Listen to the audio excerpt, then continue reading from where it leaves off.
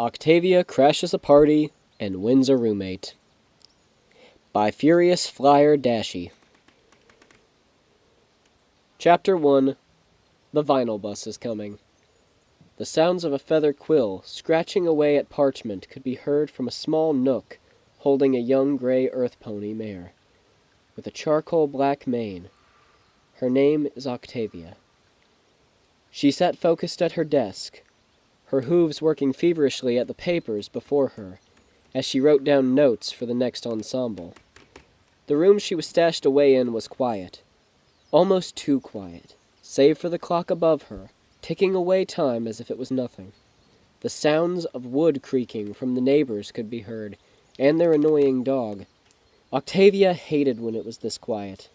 So silent, she could hear the lives of others around her. What she would give for a muse. Something that would move her enough to play more often and enjoy it. She sat back in the large black swivel chair and hummed a tune to get the ever-growing blanket of silence away from her.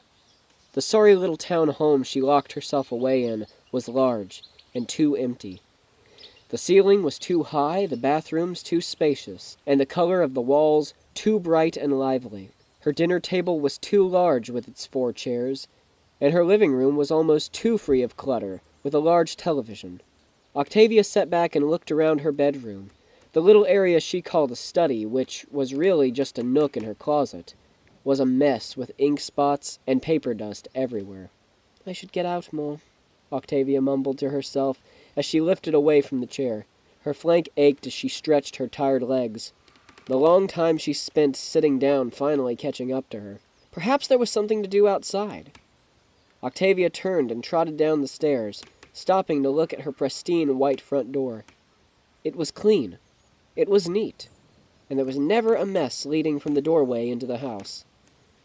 Mostly because Octavia never needed to leave. She never really liked to leave.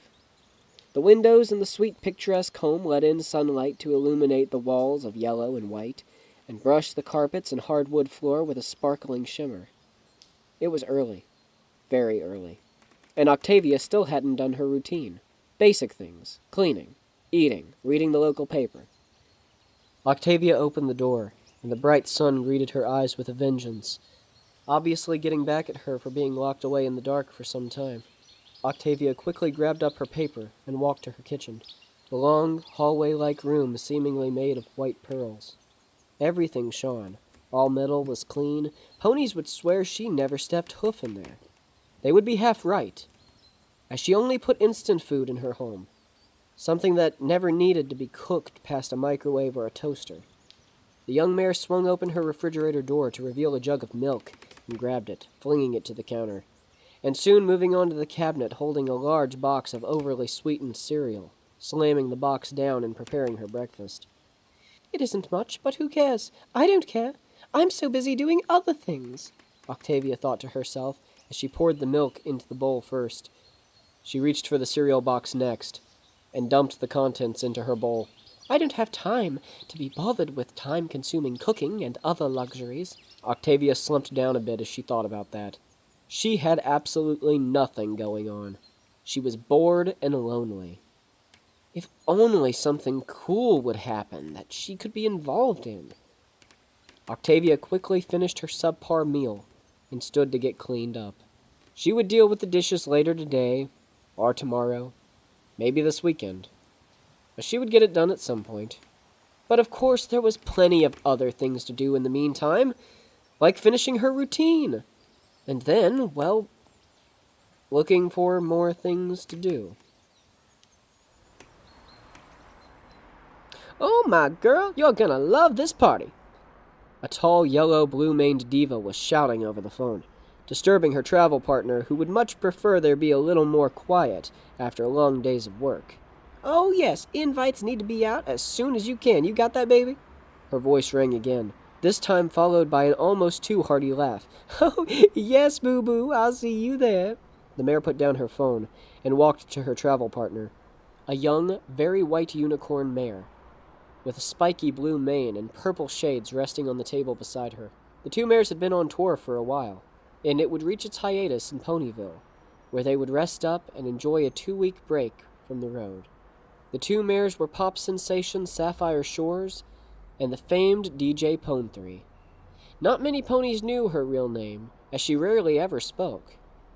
But those who weren't in on the secret called her DJ, and those who were very close to her knew she was named Vinyl Scratch.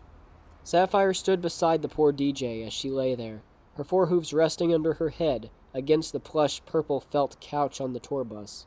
It was large. It had instruments, a bar, TVs, jukeboxes, a small kitchen area, 2 couches, and 2 large beds. One was behind a curtain, and that was where Vinyl slept at night. During the day, it was this couch that held her comfortably as she slept. "You okay there, sweetie?" Sapphire asked as she ran a hoof over Vinyl's mane. Vinyl just looked up at her and shrugged. "Well, don't worry about it. We're almost in Ponyville, and then we can turn it up!" The last few words coming out as a shout, making Vinyl wince. She wasn't feeling good, mainly due to her tour mate being a loud, obnoxious party animal. Vinyl would never turn down a good party, but if Sapphire expected her to join in this one, she had better be more respectful to her ears and peace of mind. The bus gave a sudden swerve as the driver turned the wheel hard, causing Vinyl to roll off the couch with a loud, "Ugh! Oh, geez, don't you know how to drive?" a voice shouted from the driver's pit. A yellow head popped around the curtain in front of the bus. Atop that head was what looked like a fire made of hair, accented with bright orange highlights. "You guys all right back there?" Vinyl nodded and decided it was best to stay on her hooves for now until they reached town. "Oh, Spitfire," Sapphire said, her hips swaying as she trotted over to the shorter Pegasus mare. "I do hope you and Soren stay long enough for the party." Spitfire looked back at the blue-furred, blue-maned stallion, humming away as he swung the wheel around recklessly. "Sure, if he doesn't kill us on the way there." Spitfire's rage was directed straight at Soren as he swung the wheel again. "Come on," he chuckled teasingly. "I'm the best bus driver this side of Equestria. I wasn't motocross champion for nothing." "I'm guessing it wasn't for bus driving." Spitfire continued to mumble as she moved further back in the bus and headed for the bar. Vinyl was already there, mixing something up. Spitfire took a seat at the small stool in front of the bar, watching as Vinyl mixed another drink for her. "You know me too well, Vinyl," Spitfire said quietly. Vinyl simply nodded with a grin and passed Spitfire a small martini glass filled to the brim with yellow liquid, a small lemon slice on the side. "Narcissist," Vinyl chuckled quietly. It had been the first word she had said in 2 days. She was doing well with communicating, but she never really needed a lot of words. Spitfire raised her brow and gave a condescending smile. "So I'm a narcissist because I like a good Spitfire cocktail every now and then?" Spitfire took the garnish and sucked away the lingering juice, placing the now dried fruit on the napkin. Vinyl took her time to share a nod and grabbed her glass of U-boat and sat down beside Spitfire. "You ready for this party Sapphire seems so stoked about?" Vinyl shrugged and rubbed one of her ears. "Oh yeah, loud noises bug you. You haven't had much of a break from the sound, huh?" Vinyl sighed and shook her head, a tired look overcoming her youthful face. It was getting to her. The loud noise, the techno, although she loved it, the screams of fans, the constant need to talk to ponies, the flashing lights. She loved her job, and what she did. But it would be nice to take a break someplace more relaxing, calming, and bright, with the scent of fresh flowers and lemon cleaning soap, not sweat, beer, and a loud pounding in her ears. The constant sound was one of the many reasons why she never liked to talk more than a few words at a time. Vinyl's eyes drifted to the window, an almost mournful look in her eyes as she watched the streets of her hometown come zooming back almost too fast to look at. She couldn't catch any small detail until they reached the crossroad. A small cottage on the corner, the roof emblazoned with music notes, and white paneling set snugly behind a few bushes. It was Vinyl's old place. She wondered what it looked like inside, and if any pony owned it. It looked clean enough. Some pony must have bought it by now. It had been a few years since she left. Vinyl took the last few dregs of her beer cocktail and laid her head on her hoofs with a huff. "Don't worry, guys," Soren's voice echoed through the small bus as he shouted much louder than necessary. "We're in Ponyville and at our final destination." Vinyl's head shot up as she heard the loud voice. Her body aching from the fall, her head aching from the noise. If this day got any worse, she wasn't sure she would be able to keep her cool. Another morning routine complete. and another afternoon to waste away. Octavia plopped down on her couch and stretched her hooves, letting her belly lay against the soft cushions of the seat, and her hind legs come up so that she could swing them back and forth idly. The newspaper sat neatly rolled up on the couch, waiting patiently for Octavia to pick up and read it. The gray paper crinkled and fed a satisfying sound to Octavia's ears as she turned the pages. Smiling as she read the headlining news about a tour for her favorite musicians, she could never tell her ensemble about her love of pop music, especially one that relied so heavily on a mysterious DJ who made loud and blaring techno. Surely a group of classical musicians would never understand the allure of such a pony, or their work. Octavia thought about how nice it would be to have her home filled with the everlasting thump of bass waves, the sound rocking her floors, and finally drowned out the uneven noises of the outside with music she liked. "My life is much too quiet," the gray mare hummed as she swung her legs, her body rocking a bit as she did so. Octavia let a lazy hoof move over her small, glass-topped coffee table. A small crystal jar sat atop its surface, holding hundreds of tiny hard candies she had collected for occasions like this, which was quite too often. Octavia ate so much candy, so much food in general, she worried she would get fat, although it never seemed to happen regardless of how much she stuffed her muzzle. "I'm blessed with that, at least," she mumbled as she popped a small mint candy into her mouth and turned the page. Another headline in bold with a picture of a bus with 3 shades of blue and a few white and yellow pixel-like streaks along the side. It said, "Stop planned in Ponyville for the famous DJ PON-3 and Sapphire Shores." Octavia idly sucked away at her hard candy as she continued to read along the article. "Surely they won't be staying long." The mare continued and was soon proven very wrong. "To the ponies of Ponyville, we hope you enjoy pop and techno, because 2 of the most acclaimed musicians in these fields are coming to visit for a few weeks before they continue their tour. So Ponyville will be treated to this special event. DJ PON-3 and Sapphire Shores are said to be planning a party at the vacation home of Fancy Pants down by the lake." What an honor to be able to attend that party. As far as we've heard, admission is 200 bits, unless you have been invited by one of the celebrities, or you are some pony's +1 for the event. Get down to this address and purchase a ticket today. Octavia let her mouth fall a bit slack, the candy she held in her mouth falling out and rolling onto the couch. Her 2 favorite musicians are going to be at a party? In her hometown. Octavia thought it would be too easy. Just 200 bits and she would be allowed into the party? Putting down the paper, she jumped from her seat and rushed to the phone. Surely the bank would be able to let her know about her overflowing bank account. Chapter 2. Like an episode of Stables, but without the rappers. 150 bits? Octavia shouted as she paced her floor. There was nothing to use there. She still had to pay her rent and a flurry of bills, and she hardly had enough to cover that. Octavia stopped her pacing and sighed as she heard a loud banging at the door. The dark-haired mare huffed a forced sigh as she trotted over to the door, swinging it open and trotting back to her spot on the couch without checking, already knowing it would only be one of 3 ponies, Harpo, Beauty, or Frideric. In the doorway stood 3 ponies, and it was exactly who she expected. Frideric Horsopin, a tall and straight-faced tan stallion with a platinum blonde mane, Harpo Parish Snattermane, his even blue coat blending with a very dark blue short-cut mane, and Beauty Brass, a small pale blue mare with a long and slightly wavy brown mane. The trio sauntered into the home, plopping down on the couch. Harpo had closed and locked the door as he was the last pony in. He climbed onto the comfortable couch and sighed as he sunk back with a smile.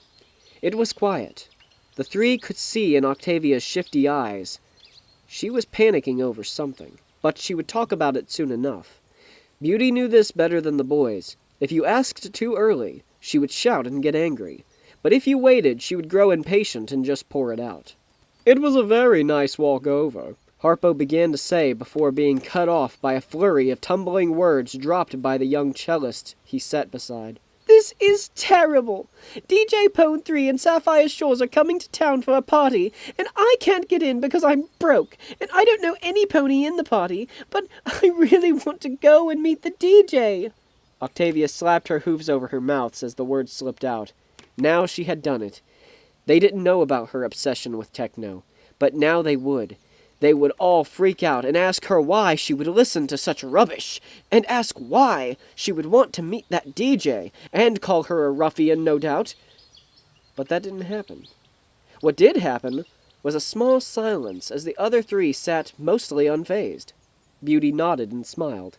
Yes, I did hear about that. Beauty reached over to the glass-topped table and plucked a candy from the jar and began to eat it as if she were talking about the most recent sheet music. Freddie, have you been keeping up with it? I'm not much of a Sapphire Shores fan, but I know her work. I much prefer Baba. You know that group from Sweetsland? Frederick scratched at his chin and smiled.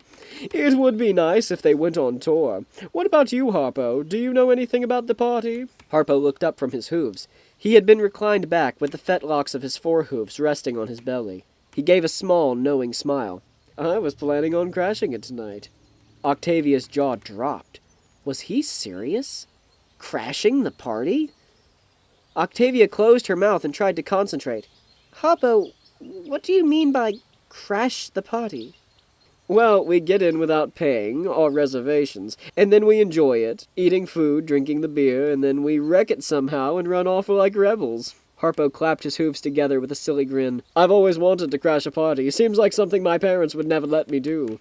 Frederick smiled as well and shrugged.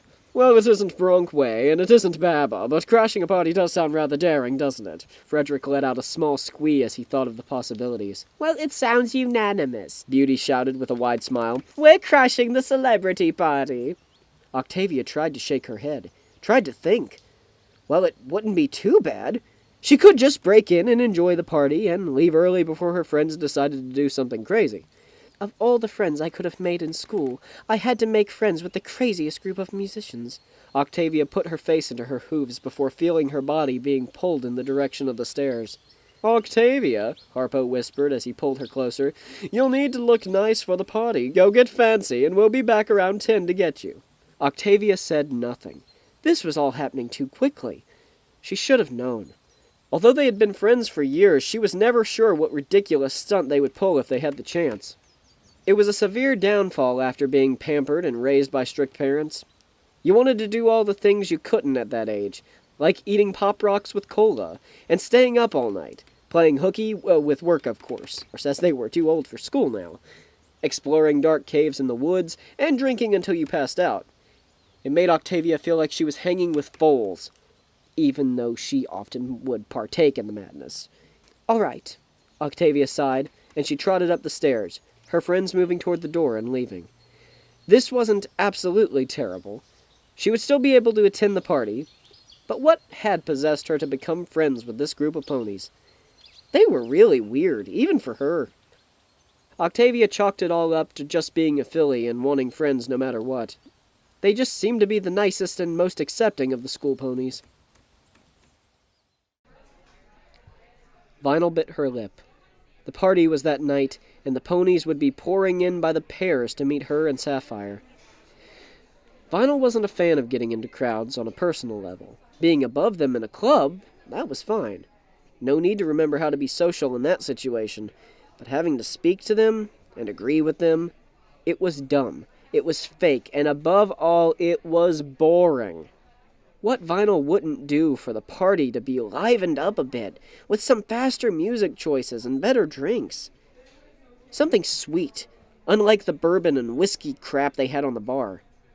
Ponies rushed around, pulling together the party, putting up lights, polishing instruments, and putting the food out for the guests. The waiters and maids dressed up in new clothes, for that party in particular, sure to discard of the clothing afterwards, as it wouldn't match anything else. The lakeside home the party was meant to be in was like something out of Cottage Magazine, that fancy magazine with all the best homes on display, like Stables, but without the wrappers, and it wasn't a TV show. The outside was a large, 2-story building with white sides. The roofs were made of straw and hay, but it looked as if it were built to look vintage. It was all fake building materials, plaster and such, but behind the plaster would be concrete, metal, and wood holding it together. The front of the home had a large window on the first floor, showing off the large, lavish living room. and to the side was a grand archway that led into the large ballroom. At least, that's what Vinyl had been told it was. The ballroom was wide and went on a length that seemed much too far for any normal party to be held in. The back of the living room had a large sliding door taking up most of the wall that led to the backyard. A backyard that had a large swimming pool, a hot tub, and a grill and a patio. The backyard was almost as large as the ballroom. Vinyl rolled her eyes at the excess and continued to wonder, taking note of the extra bedrooms and bathrooms, the master bedroom, and a few closets. Vinyl let a grin slip over her muzzle as she thought how nice it would be if she could use one of those guest bedrooms to entertain any guest she found more interesting than others. But she knew she had to be civil. A loud thud was heard as Vinyl stomped her hoof on the ground. What kind of a party would make it so that ponies as awesome as her couldn't get laid? She would be drunk, and surely if any pony knew about Vinyl when she was drunk, she was also fun. Vinyl thought about all the times her adventurous self had gotten drunk and gotten with some pony. She'd like to think she was a magnet of universal attraction and pleasure, but in reality she was shy until she hit the bottle. And the time she did get jiggy with the drinks and her company, that company was Spitfire, the only mare that would put up with her silence and her sudden need to seem cool as a DJ. Vinyl wasn't fake, but she played up the cool DJ thing as her agent said it would be for the best. "Are you all right?" The sound of a posh voice came cascading down the hallway of the large lakeside home. As Vinyl turned around, she noticed it was the owner of said home that had called her, the famed Fancy Pants. Vinyl simply nodded and approached, reaching out a hoof to shake.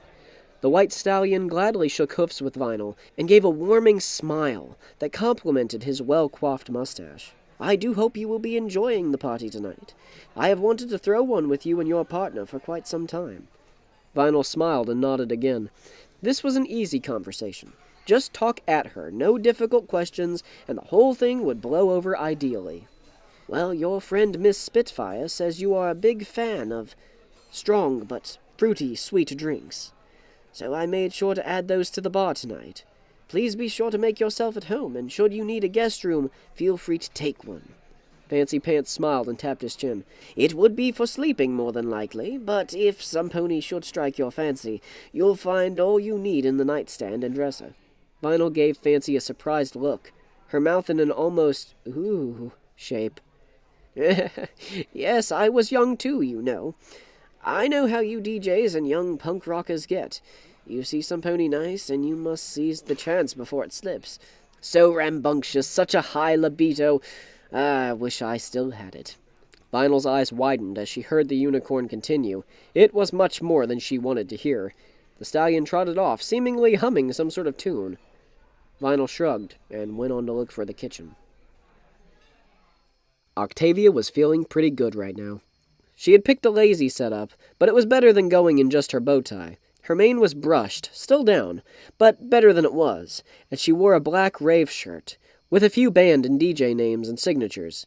If she was lucky, she could snag PON-3s as well, and a pink highlight in her mane. Octavia fiddled with the small necklace she had put on. It had a piece of sapphire, unpolished, wrapped with a small gold wire and attached to a little woolen string. It looked garish to most ponies, but it was an expensive collector's item, a part of a pair. The other was a ruby, also unpolished, wrapped and tied exactly the same. A knock at the door. It was 9:50, and Octavia stood in her living room, looking herself over once more, before going to the door and greeting her posse of less-than-proper friends. Harpo trotted in first. His mane still combed back, but he had a leather coat, and a few glow sticks over his hooves, a leather-spiked collar on his neck, and a few fake piercings in his ears. Octavia laughed as he trotted in, snout in the air, boasting such a crazy outfit. Frideric came in next. He was sporting a white beater, and a long, super thick, fake gold chain, a black beanie that sat at the far back of his head, a large gold watch, and a band-aid on his snout. His mane was brushed forward so that the ruffled, white tufts of mane came out from under his hat. Beauty sauntered in next, a short black skirt, laced with white frills, and a black and purple corset, a pair of skull earrings, and her mane was brushed back and curled, a black headband over her mane. "You guys look like parents attending a concert," Octavia snickered. The three looked around and noticed that they did look a bit goofy. "Well, you look," Harpo covered his mouth with a hoof and scrunched his face.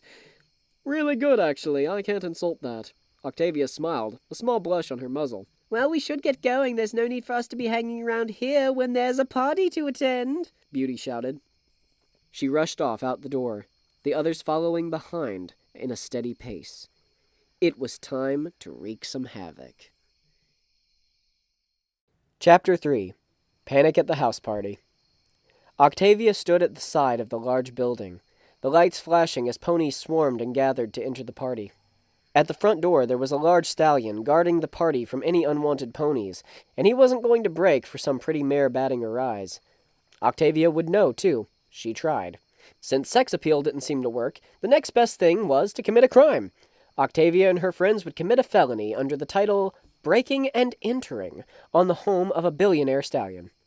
Are you sure there isn't a chance we could just, sneak into the home a normal way? Octavia asked, her hoof shaking as she watched her friends look around for a place to break in. Like, through a door? Come on, Octavia, Harpo said as he pulled a ladder out from under a small bush. This is nothing but a little detour before the reward of the best night of our lives. You're not going to let a little bit of the law get between you and that payoff, are you? Octavia's mouth fell agape. Well, she did want to see DJ PON-3, and she was sure this would only be a small deal, nothing too bad. But still, as a sheltered and spoiled filly, she was not sure if the plan should fail, if she could hold up in prison. Are we going to be climbing that to the second-floor window? Beauty asked Harpo as he made his way up. Octavia huffed, and opted to look into a ground-floor window, the room inside being slowly filled with ponies as they sat at a large bar, one of those ponies being the mysterious DJ, ever eluding, ever charming. Octavia sighed as she rested her head on her hooves. She was so mysterious and distant. It was odd, and Octavia just wanted to know more about her. But in a completely non-creepy fan way. How did DJ PON-3 handle her fans? Did she like them? Would she even acknowledge them? Octavia watched as a stallion trotted up to the DJ, giving her a fist bump and smiling. He seemed to change his expression from that of casual chatting to flirting. Octavia felt a small pang in her chest.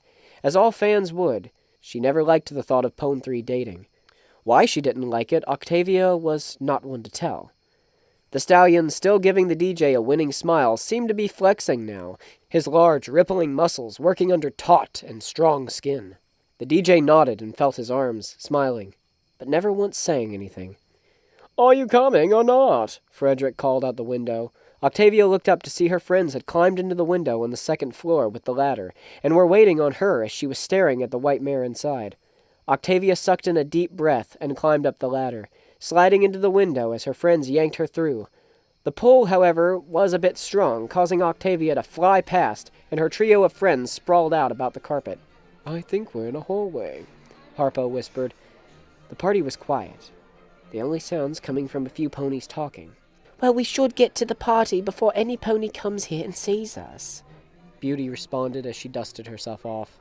The four friends trotted down to the party. There was a little music, but it was low and seemed to be classical, playing from a small stereo. "You would think a party for musicians would have good music," Frideric scoffed as he looked around the room. They had made it to the living room. The stairs ascended from above before a wall and led sideways, the front door being to their left, the back window to the backyard opposite. There were only a few ponies, maybe 30, and they were paced well. The area looked as if it could hold 100 ponies, but Octavia was sure the owner of the house didn't want his home filled to the brim with music-loving party ponies. Frideric pushed aside and began to look over the crowd, his eyes set for a mare more than likely. "We should get moving. Staying here is going to make ponies suspicious," Harpo whispered, just loud enough to be heard by the two mares beside him. Harpo then quickly shuffled past, making his way to the center of the room and struck up conversation with a random pony. Harpo seemed very good at doing things like this. Octavia often envied him. "Harpo is right. We should get out of there and make ourselves look normal," Beauty said, her hoofs making quick work of the stairs. "Why don't we find that DJ you're so interested in?" Octavia huffed and followed. She wasn't one for social. She was bad at it. Often it was talking too much. "I really don't want to make a fool of myself in front of DJ PON-3, Octavia shouted in a whisper. "What if she doesn't like me? What if she doesn't like any of her fans?" Octavia's eyes soon grew wide as she gasped. "What if she doesn't notice me?" Beauty laughed and continued to trot as she listened to her friend's hysterics. I'm serious, Beauty. You sound like a raging school filly, Octavia, Beauty said, extending a hoof to stop her friend. In front of them was a large stallion, and from the looks of it, seemed to be the same one that Octavia had seen talking to the DJ earlier. Octavia bit her lip as he turned around and spotted the two mares. He was a large green Pegasus stallion with a long blonde mane and a little brown stripe in it, and a rusted gear for a cutie mark. "What do y'all want?" the large stallion asked, apprehensive, and a large sneer on his muzzle. Octavia was sure this guy didn't want to be bothered. Before Beauty could answer the burly stallion, he was pushed to the side by a white hoof, revealing a curious white unicorn mare. It was DJ PON-3. Octavia could only just register that she had a huge, goofy grin, her mouth dropping open and her eyes drooping. Beauty, however, was much more content to just snicker at her friend's gaze. You're... Octavia tried, her heart beating faster. It was so cool to see her idol right here. She was only a few feet away. This had to be a dream. "PON-3," Vinyl added quickly. "Let's hope this is the last time I'll have to speak," Vinyl thought. Wow, you're much smaller in person. Beauty spared a light chuckle as she said this. Vinyl just gave a shrug and hopped down from her seat, trotting up to Beauty and silently offering her a drink. Octavia gasped. Why was PON-3 so much more interested in Beauty? Octavia was a much better match. She was a real fan. She even had the shirt. Are you offering me a drink? Beauty asked unsure. Vinyl nodded and pointed to the drinks above the bar with a wide grin. "Oh, this one's cute," Vinyl thought as she waved her over to the bartender. The mare behind the bar was a light green unicorn, her yellow eyes scanning over the three mares, and she shook her head. What do you want, the usual? The mare knew this white unicorn all too well. Always the same thing. A strawberry kiwi iced margarita with a small lime garnish and a sugared rim. Vinyl nodded and pointed to Beauty. The blue mare looked around and seemed almost scared, as if she had no clue what she had gotten herself into. The bartender just huffed. It was a normal night. DJ would try and bet a mare and fail. Her nerves would get to her before anything. She knew it all too well. Hey there, name's Lyra. The mint green mare held out her hoof to shake and smiled. Looks like PON-3 likes you if she's willing to buy you a drink and hasn't said more than a single word yet. Beauty shook Lyra's hoof and pulled back, trying for a smile. What would you like? Do you have any light beer? Beauty asked quietly. Why did PON-3 have to like her? She didn't even swing that way. Octavia gritted her teeth as she watched the pair order their drinks. What kind of a friend would do that? Just up and take her idol. Yeah. Octavia soon felt odd, like it wasn't normal to be getting this worked up over it. So what if PON-3 liked another mare that wasn't her? It's not like Octavia was going to marry her. A sudden feeling of giddiness ran over her. That would be something. Being married to the best DJ in Equestria. Well, be sure to enjoy your night, Lyra said with a smirk. If you're lucky, you might get more than an autograph. That was it. Octavia couldn't take this. With a loud thud, Octavia slammed her hoof on the bar and growled, Give me the strongest whiskey you have, and give me 4 of them. Lyra's eyes went wide at the sudden outburst and nodded, quickly pouring 4 shots of Applejack Daniels and sliding the glasses to the stewing gray mare. Octavia didn't pay much attention to the look of fear on the bartender's face, or of that same look of sheer confusion and fear on Beauty's, as PON-3 pulled her to the dance floor as the music picked up a bit. The only thing that mattered was the drink in front of her, and how she would deal with Beauty's betrayal later. 30 minutes later. Everything was beautiful. Everything was fun and interesting and lively. Ponies were pretty, and some of them seemed worthy of taking back to her home, although she, even in this state of mind, would be wary of whom. The ponies fell into a blur of bodies, their vapor trails and tracers mixing into one large speed line, and their smiles spreading from ear to ear. The rush was intense, and why wouldn't it be? Octavia had never been happier than she was now. No worries about guards, or even that DJ that had snubbed her would kill her mood. Well, she was still a bit hurt about her idol just leaving her there, not even looking her over once. That wouldn't do. Vinyl danced clumsily with Beauty, the latter mare trying her best to move to the beats. Even being such a rowdy mare, Beauty would admit she was never one for the lively dance style that was associated with dubstep, although she knew how to headbang better than most. The music was pulsing, and the two mares continued to dance. There was very little talking, and Beauty couldn't help but be nervous about it. You don't say much, do you? Beauty called over the music. The fidgeting DJ tried to shake her head, but it seemed more like dancing. Do you have a real name, or do you just go by DJ PON-3? Vinyl began to feel a bit irritated. Maybe this wasn't such a good idea. Too many open-ended questions. Vinyl gave a smug smirk as her answer, hoping that would suffice. So, you do or you don't? No wonder Octavia is so into you. So quiet and mysterious. Vinyl shook her head, as if to dislodge a thought. Who was Octavia? I'm sure she must have been really pissed about you running off with me instead of her. Although you could always sign her shirt later. I don't think she has a crush on you or anything. Before Vinyl could signal a response, a loud thud was heard. It was the young gray mare bustling her way over to the dancing couple, a large glass of bourbon in her hoof, and a sour look on her face, as if she was walking in on her spouse cheating on her. I can't believe you! Octavia slurred. Her words were only a little above a yell, so it wasn't bothering any pony unless they were next to her. I come all the way here to see you. All I wanted was to see you. Then you just run off with my best friend. Blasphemy! Octavia was drawing a small crowd now, the ponies amused by her shouting and pointing at the shocked DJ. Octavia! Beauty started to run to her wobbly friend and put a hoof around her shoulder. What in Equestria are you doing? Octavia shoved her concerned friend to the side before stumbling up to the DJ, her white hoofs trying to find a good grip on the floor as she tried to back away. It's like you're leading me on and then just leaving me. Well, I won't have any of it. I refuse. You liar. I like you more than her anyway. The crowd began to whisper as the mare went on her rant, leaving Vinyl confused and worried. It would be best if she were somewhat less populated. Vinyl put her hoofs on the mare's shoulders, attempting to steady her before a loud bang followed by smoke made the room fall still. A blue earth stallion grabbed a microphone and began to make a beat with his mouth. A smooth, steady beat, one that others tapped their hoofs to. Yeah, another voice called into the second microphone. It was a tan earth stallion, dressed like a mix of 50-bit and 2-buck. We the bee colts, and we here to drop some sick lines on you. Beauty gasped at the sight of Frideric and Harpo, both obviously tipsy, in front of the crowd of ponies making a huge scene. The bouncer looked over, his stone-cold eyes locking onto the duo, and he sneered.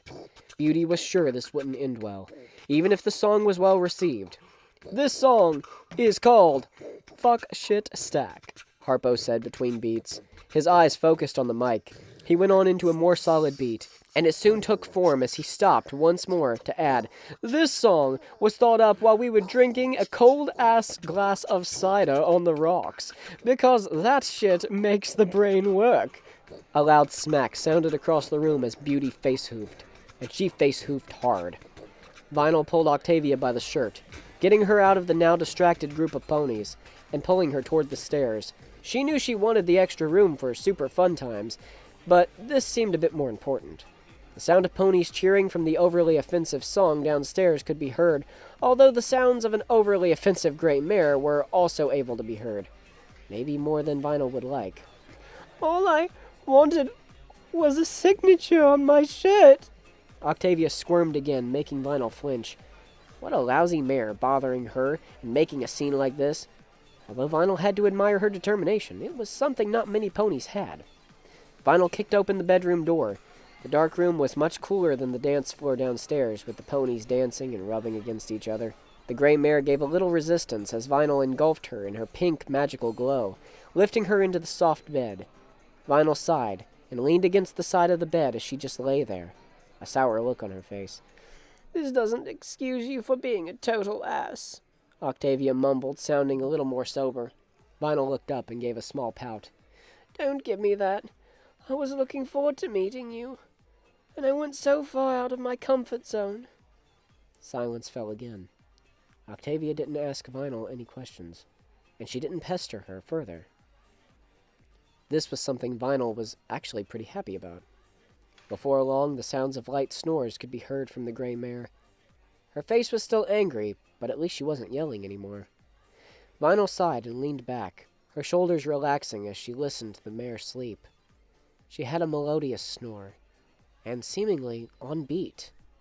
Turning to get another look at her now much more peaceful fan, Vinyl noticed a little necklace. However, this necklace had a stone holder, and no stone. I've seen that necklace before, Vinyl thought as she looked it over. Her hoof moved slowly to the little string, the golden metal, bent in a specific way. Yep. I know this necklace. And the stone is missing. Chapter 4. She Brought Me the Horizon. Octavia tossed in the sheets as she snored, the sudden sound jolting her into a slightly awake state. There was a strange swimming in her head, no harsh pain, and she felt drunk, but not in a good way. Octavia's hooves wandered, feeling the soft thread of her fluffy comforter. She was home for sure, but she hadn't gone home last night, she remembered. A pang of pain finally reared its ugly head as the thoughts tried to enter. If Octavia wanted to remember more about last night, she would be fighting a painful battle with her head first. Gray hooves clapped against the wooden and tile floor, the sound thundering into the mare's ears as she navigated her nearly immaculate home. Aside from the dirty dishes strewn in odd places, bow ties far from their home in the hamper, and papers lost amongst the furniture, the rooms were spotless. Inside the kitchen, where Octavia would make some toast and get some black coffee, was a small note. The note was hastily written and placed lazily on the counter, with a candy bar keeping it from falling over. Well, at least it was Octavia's favorite candy bar. It must have been one of her friends who had bought it. Grabbing the treat, Octavia looked over the note, still sitting atop the marble countertop. It wasn't written by an earth pony. Octavia knew that for sure. It seemed more smooth, and not as big as an earth pony's writing. Your friend helped me get you back to your house, and they got you this candy bar. I think this is kind of really gross. I will be over again later. Don't freak out too much. DJ PON-3. Octavia scowled at that letter. What a horrible letter. She didn't see an apology for the DJ's behavior anywhere. Idle or not, PON-3 was becoming more like a pain than an admirable musician. It was time she started to make her toast and coffee. It didn't take long, however, in those few moments it took, there was a loud knocking. Octavia let out a low groan as she looked toward the living room door. There was silence, then another set of knocks. Who is it? Oh, Octavia shouted, her head soon reminding her why she wanted to be quiet in the first place. There was no response. What a pain. Vinyl stood grumbling at the door. It was afternoon, but Vinyl still ached to be in bed. Even those light drinks from last night was enough to leave her in a slight haze. Her glasses felt heavy and sticky on her face as she sweated from the sun high above her, and her mane itched from perspiration. In the pink glow of her horn was a small stone, blue in color and uncut, almost matching the stone in her own necklace, except her stone was red, her stone being held up with a gold wire held in place by a braided string. Vinyl knocked again, hoping her number one fan wasn't still asleep. There was a sound of clashing and hooves thumping around before a loud sigh was heard through the door. Vinyl guessed this meant she was awake. The door swung open harshly. The gray mare on the other side gave an almost deathly glare before falling back and shielding her eyes. Must you wear those?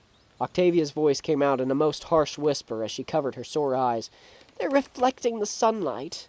Vinyl only looked down, giving the mare a blank expression. What, do you plan to just sit there? Again, Vinyl just looked down, as if waiting on something. Octavia wished she could just look the DJ in the face and give her a stare to shake her from her too-cool attitude. Are you gonna invite me in, or...? Vinyl stayed still as she spoke. Not a single hoof moved. What, are you a vampire? Another moment of silence. As nice as the break from noise was at the moment, it didn't make it any less awkward. Yes, come in, sit down, make yourself comfortable. Octavia turned and trotted into the living room, Vinyl following close behind. What did this pony want? Octavia knew she wouldn't be able to hold on to her anger for long, although she wished she could. The most famous DJ in all of Equestria was in her home. Greymare shook her head. There was just too many mixed feelings. Should she be upset? Or maybe she should just act indifferent. PON-3 would feel like such an ass if Octavia just sat back and stayed quiet. Here. The calm voice of the DJ broke the silence once again, as Octavia noticed the small blue stone float before her, uncut. Blood rushed into the cellist's cheeks as she realized that the small stone was from her necklace. Where had it gone? Did she lose it? Did PON-3 steal it? How did you get this? Octavia asked, burying her queries about how PON-3 could have gotten the precious stone. Found it. Where? You dropped it. At the party? How did I not notice? Octavia turned quickly, facing the straight-faced DJ, as she held the stone with her magic. The little string that would have held the stone was sitting lazily on the glass-top table. I don't know. That's a question for you. Why, you... Octavia's words caught as she noticed a similar stone hanging from the DJ's neck on an identical string. You have the other stone? Vinyl nodded and began to mend the busted necklace. I doubt a pony of your popularity would even enjoy a show like Daring Do Adventures. Vinyl looked up, finished with the necklace, and smiled at her work. Why wouldn't I? Well, you're a celebrity, so you wouldn't watch such a childish program as Daring Do. Octavia was obviously becoming more aware of her words, and for some reason, she couldn't help but love the look on the DJ's face. She was adorable. Pure star material. Not to mention, there was a freaking celebrity in her living room! The situation was catching up a little faster than Octavia would have liked. I'm a normal person, just like any pony else, Vinyl said as she played with the necklace in her white hooves. I can like anything I want. And I like the Daring Do Adventure series as much as the next guy. I also like to eat cookies. And I love ice cream. Why is that so odd? Vinyl soon noticed how much she spoke, and how little it bothered her. The horrid mood she had been in before walking into the nicely air-conditioned cottage, melting away with the now averted heat stroke that threatened her moments ago. But Vinyl felt like there was a bit more to it than that. I've never heard you talk so much, Octavia said quietly. Vinyl only shrugged at this, and walked up to the gray mare, gently placing the necklace over her head, and gently pushing her long jet-black mane from her shoulders, and over the threaded necklace. A small blush formed over Octavia's muzzle. Her idol, a pony she had always wanted to meet, was standing in her living room and touching her. Touching her! Octavia regretted it immediately, but a small squeal made it past her lips, startling the unicorn before her. You okay there? Vinyl asked, backing away slowly. She wouldn't be able to handle it if this mare passed out. Yes! Octavia took a breath and fixed her mane. Yes. I'm perfectly all right. Wait, she hadn't even told PON-3 her name. In a whole night through this ordeal, Octavia never told this awesome DJ her name. Well, if you're sure. Octavia! That was wrong. Octavia face-hoofed as she realized how broken that sounded. Vinyl scrunched up her muzzle a bit as she was bombarded with the sudden outburst. She had almost forgotten that this mare was one of her fans and would behave like one. Her best bet was to stay quiet. My name is Octavia. Well, there wasn't anything to make this moment any more awkward, so Octavia reached out her hoof and gave the DJ a winning smile. Vinyl gave the mare's hoof a solid bump and returned the smile. That's a nice name. Octavia's smile grew as she let the situation sink in deeper. She had her favorite DJ in her home. Just here. She wouldn't have stopped by if she had things to do today, and Octavia felt much better after having such an encounter. Why not see how much better this could get? You aren't doing anything today, are you? Vinyl tapped her chin in thought and shook her head, her electric mane swaying. Would you like to hang out? I could show you around and we could get food. Just, normal stuff. Octavia felt like this would be a no.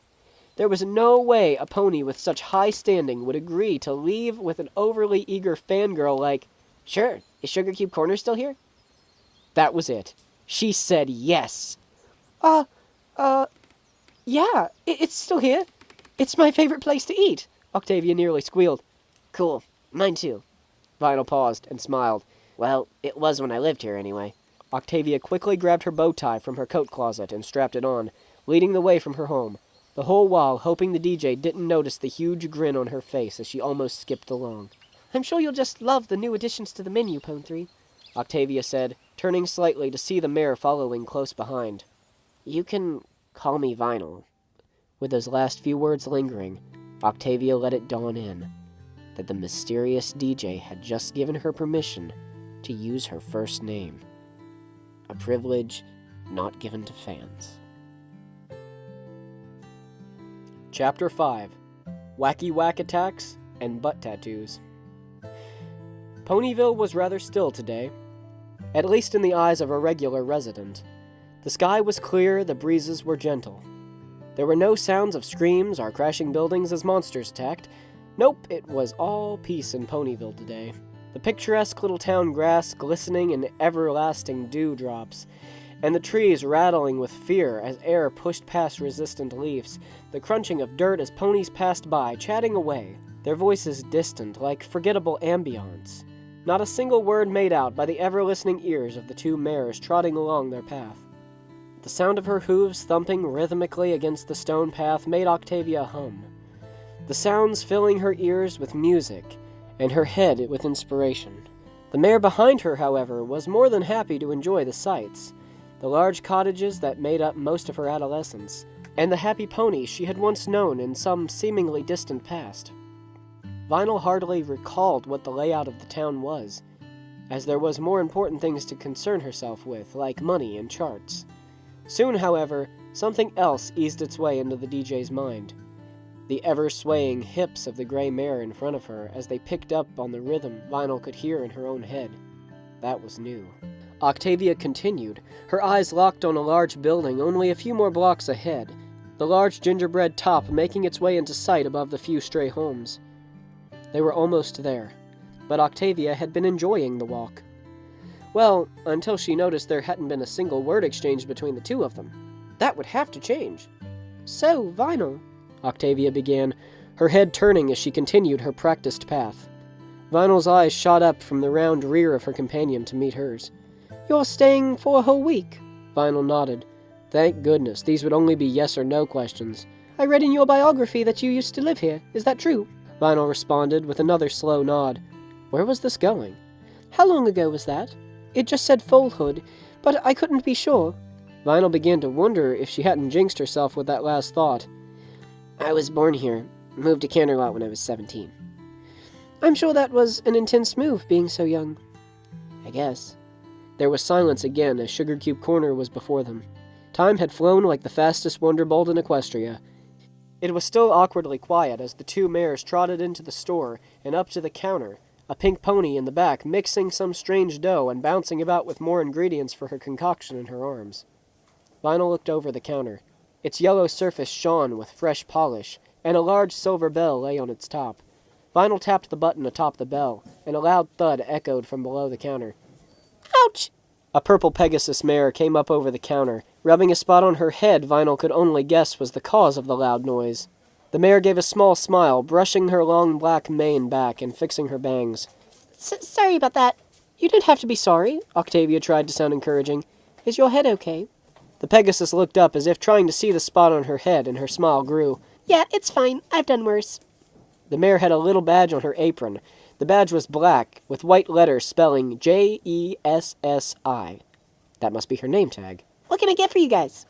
Before Octavia could say anything, Vinyl pointed out a new menu item, with a little green sticker that said, New. Is that ice cream? Vinyl asked. The young server turned and looked at the menu and chuckled. Yeah, it's my very own creation. Jessi brushed her mane back again as she spoke.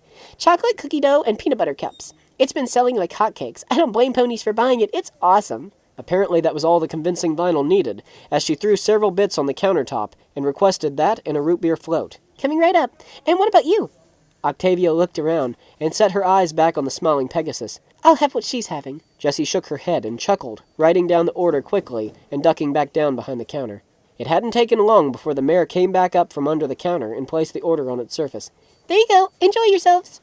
Back under the counter she went, and seemed to stay. Vinyl grabbed their orders and trotted outside, as Octavia tried to look over the counter to see what was behind it. Had the mare just disappeared? Is there anything you need? Octavia jumped back as Jessi had popped back up from the counter only a few inches from her snout. What? How? Octavia rushed back over and tried to look over the counter again, but to no avail. That's really cool. You're cute. was Jessie's only response before dipping back under the counter. Come on. Vinyl shouted into the door. Talking was getting easier, but it wasn't any more fun than it was a few days ago. There was still a lot of time until she wanted to hear any more music. Octavia trotted out, confused but happy with the bizarre encounter in the little bakery. The patio of Sugar Cube Corner was well furnished, and the large wooden tables were painted a bright and almost obnoxious yellow, with large red parasols held up by poles reaching from the center of the table and mounted into the ground below. The large bushes were alive with flowers and little bugs buzzing around them. The birds flew overhead, and there wasn't a cloud to be seen. It would have been a great day for the beach. Vinyl sat down at the table, far off in the corner away from prying eyes. Octavia was soon to join her, as she placed the food and drinks on the table, releasing them from her magical grip. Are you okay? Octavia asked after a short while. Yeah, why? You look really irritated about something. Anything you want to talk about? Vinyl only shook her head in response and took a sip of her root beer. There must be something bothering you. Vinyl only turned her head away and distracted herself with the scenery. Whatever. Octavia gritted her teeth before throwing back a mug of root beer, followed by a grimace. The drink was a bit strong, although Vinyl seemed fine with it. Octavia looked back over at the DJ, her shades still reflecting the little light that was left from the sun as it began to set. Vinyl was so cool. And photogenic. Octavia wished Vinyl wasn't being such a child, but that's what happens. Your idols are never what you expect them to be. Although the mysterious silent type was the image Vinyl was going for, and it seemed to Octavia that the charm of a mysterious and stoic musician was wearing off, and began to seem more bothersome than anything. Well, at least Vinyl wasn't being rude. You looking to get lucky tonight? So much for not being rude. Excuse me? Octavia tried to sound offended, although it was interesting that Vinyl had asked her of all ponies. It's just a yes or no. Octavia huffed and turned her head, arms crossed at her puffed-out chest. I hope you don't really think I'll jump in bed with you if you ask. No. That's why I bought us food and fixed your chain. So your apology was just a way to get me in bed? No, it was sincere. I don't think someone would think saying sorry would get them laid. Vinyl heaved another sigh and finished her ice cream. She still had to walk this pony all the way home. And then I punched him in the face. He had to get 100 stitches in his jaw, and they said I broke a few bones in his legs, and maybe punctured some sort of organ. But it was worth it. Vinyl stayed quiet, her eyes wide behind her shades as she listened to Octavia's story. Something about buying a record and a large stallion trying to take it first. She had been talking since they left Sugar Cube. Octavia's home was still a ways away, but it was peaceful, even with Octavia constantly talking. There was nothing there to look at as they walked, as the sun had fully set, and the only thing worth noting were the gnats that clung to sticky fur and flew too close for comfort. The two mares stayed collected through the barrage, as a simple spell kept them at bay. Do you have any stories? Octavia asked, swishing her tail to catch Vinyl's leg. Vinyl looked away and thought for a moment, the action of her leg being touched throwing her off. I don't think so. What about your cutie mark? Does that have a story? Or your glasses? I'm on vacation. That means no paparazzi. Vinyl said flatly before turning and snickering. Octavia raised an eyebrow and smirked at the joke. Ah, I see. You won't even answer for a poor little fan. Octavia batted her eyes once Vinyl's laughing had slowed. Vinyl stumbled, her face turning a light red. Don't do that. What did I do? That thing with your eyes. Octavia blinked a moment, trying to comprehend. Vinyl was that distracted by her just batting her eyes? I guess I can tell you about my cutie mark. A short pause as Vinyl tried to fix her glasses. But I warn you, I'm no good at telling stories. Octavia just looked, waiting for Vinyl to speak. She seemed nervous and licked her lips, her eyes looking up to the sky as she tried to remember the story that occurred so long ago. Well, I'll start about a week before. I was a quiet filly. I didn't like to talk much. I didn't see the point in it. I loved music, though, so my dad, he was a bassist for a traveling jazz band. He decided to get me something about music. He saved up and got me a keyboard and a microphone, so I got it, and I loved it. I was on it all the time, and it was a lot of fun, and you would think that, after all of that, I would get my cutie mark. Nope, I still had a ways to go. I went to school this one day, and, a friend told me about this thing happening. It was a battle of the bands. I wasn't planning on joining, but a friend of mine needed some more ponies in her group. She played the cello or something, and there were 3 others. One played drums, and the other one played guitar, and the last one sang.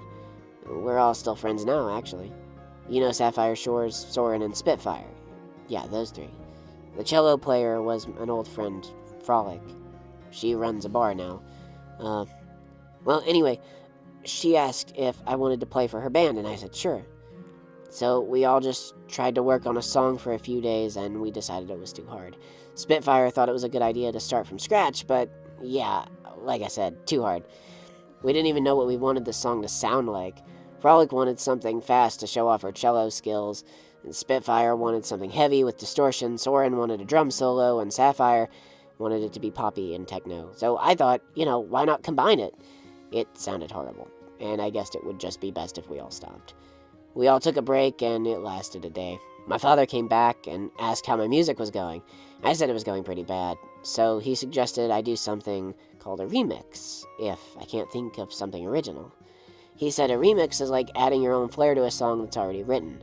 And I thought that sounded cool, so I got the group back at lunch, and we took one of my dad's old songs from when he was writing and playing his own compositions, and we decided it was good enough to play. We played it a few times, and I heard it, and thought it needed a heavier beat, so I kept tweaking it by ear until it sounded right, and I added my keyboard in with synthesized basses and stuff. And we felt like the song was perfect. We go to the Battle of the Bands, and all the other ponies had groups that looked really good, had instruments that complemented each other, like a band with a viola, a guitar, and an upright bass, and a mandolin, and a band with 2 guitars, and a bassist, and a drum set, and a singer. And we had the weirdest band with our guitar, cello, drums, and keyboard.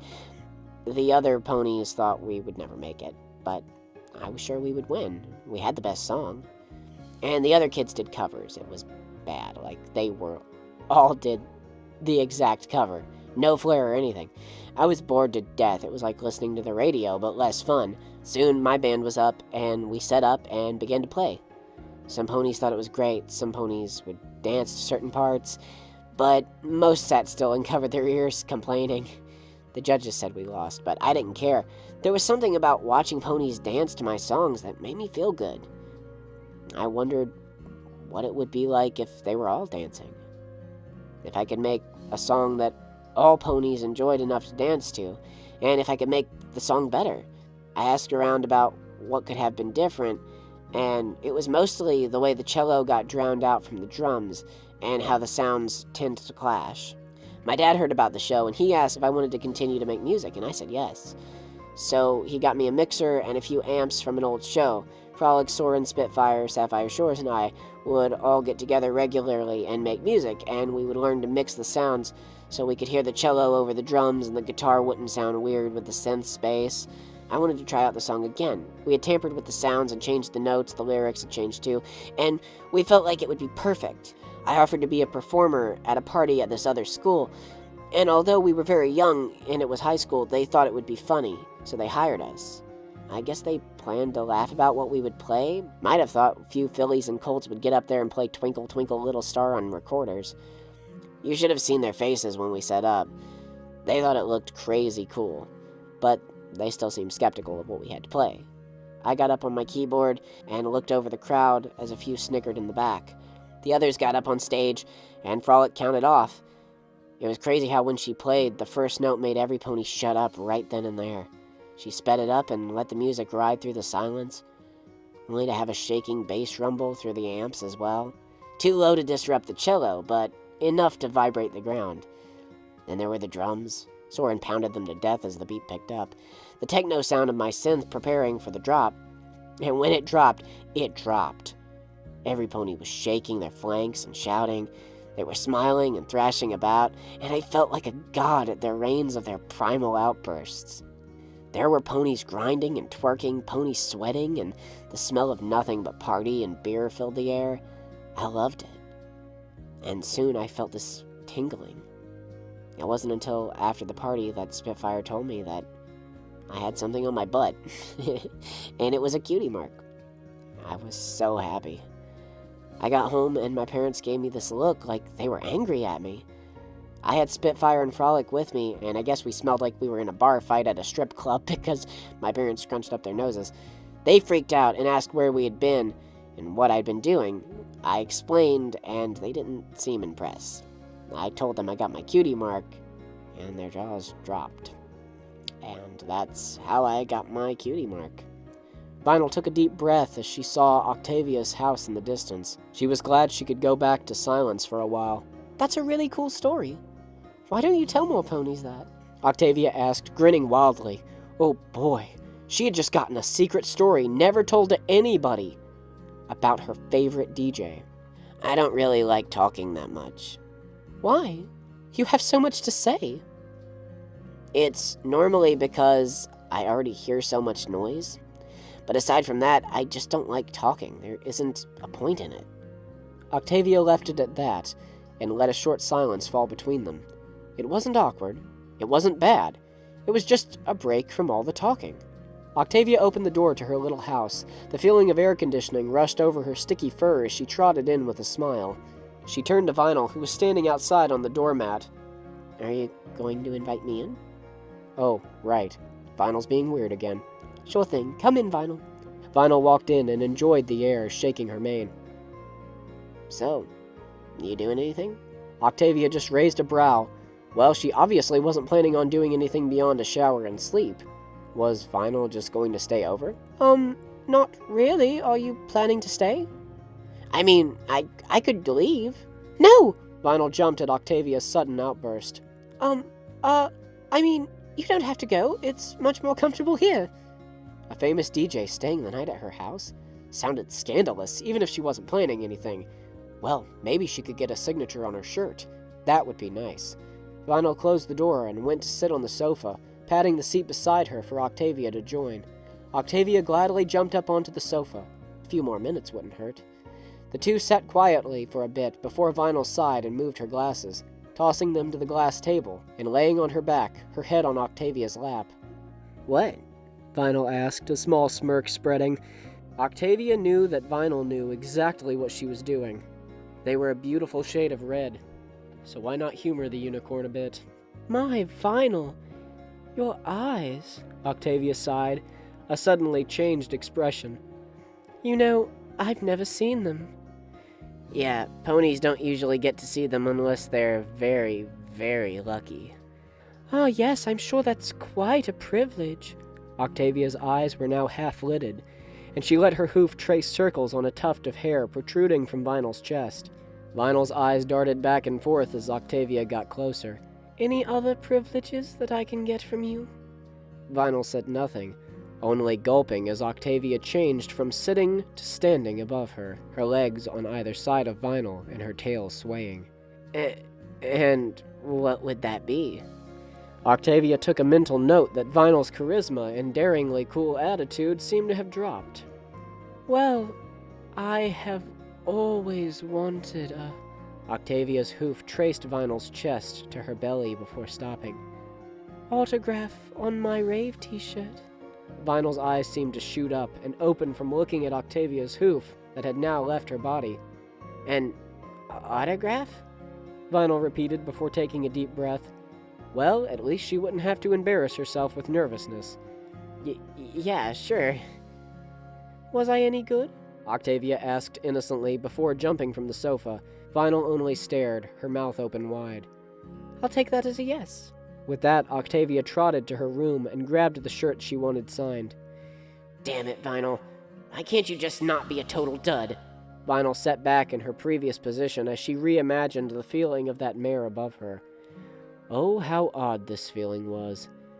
It was like a mix of what she felt like with her friends and when she made music that ponies liked, but 10 times better. Chapter 6. Insert clever morning after title here. Vinyl stirred as her body told her it was time to wake up. But why? It was so comfy. The feeling of little feathers covered her body and in her mouth.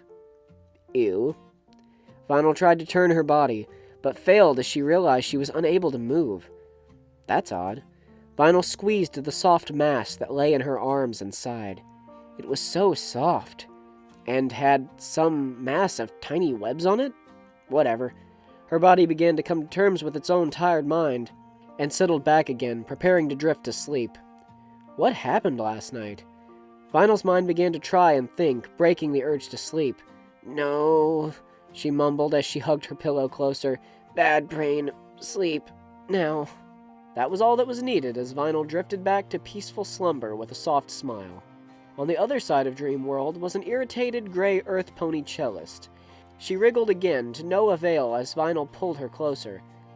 Octavia could only sit back and look about the room with mild annoyance at the exploded pillows and broken furniture from last night's random events.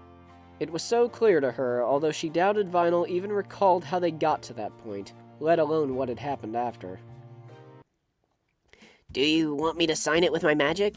Vinyl asked as she looked over the shirt that hung loosely on Octavia's frame. Octavia grabbed her favorite blacklight paint pen and trotted to the waiting unicorn. Actually, could you sign it with your mouth? All right. Vinyl leaned over to grab the pen from Octavia's mouth before being pushed roughly backward onto her rump. Ugh, jeez! Vinyl rubbed her sore tail. What the hell was that for? You can take the pin from my mouth with your magic, can't you? Vinyl only huffed and smirked. Some ponies blushing. She chuckled. Octavia growled as Vinyl rolled over laughing, picking up the largest pillow and chucking it at the scoffing pony. Another loud shout of surprise as Vinyl lifted the pillow from herself. I'm sorry, Vinyl, what was that? Octavia asked with a mischievous grin. Vinyl only returned the grin and lifted the pillow with her magic. Octavia followed suit and grabbed another pillow with her dexterous hooves.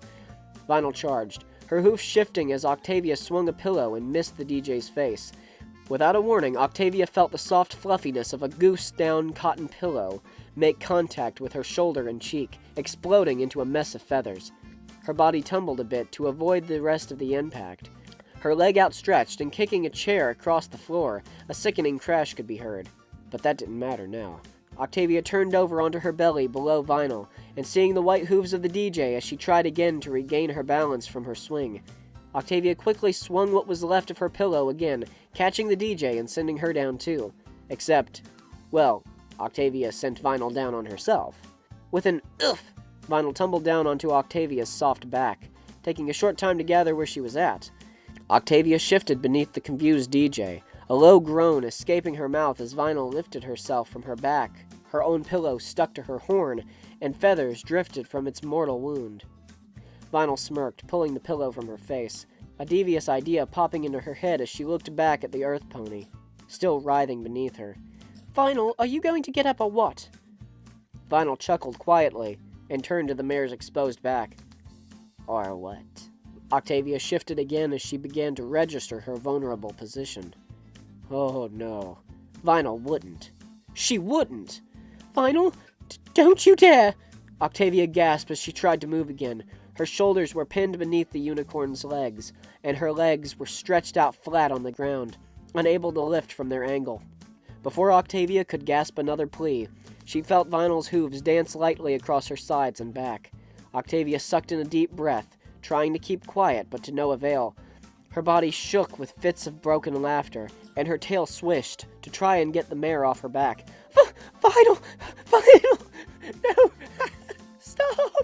Octavia gasped pathetically under the unicorn. Her legs kicked about again. I think I can do better than this. Vinyl chuckled as her horn began to glow. Octavia could only watch in horror as one of her drawers opened. Several large feathered quills, wrapped in a pinkish aura, began to circle and find any sensitive spot on her body. Any last words, Tavi? Vinyl asked. Her hooves had stopped for Octavia to catch her breath. You are pure evil! The last syllable was a scream, as Vinyl let the quills tickle her with full force, Octavia's body shaking again before she began to kick her legs around. A pair of feathers at her bottom hooves tormented her as her laughter devolved into gulping gasps. Her mouth agape, trying to keep air in her lungs as Vinyl sat on her back. Vinyl! Octavia whimpered before she felt a sudden rush, her body lifting from the ground, leaving the unicorn airborne for a few seconds.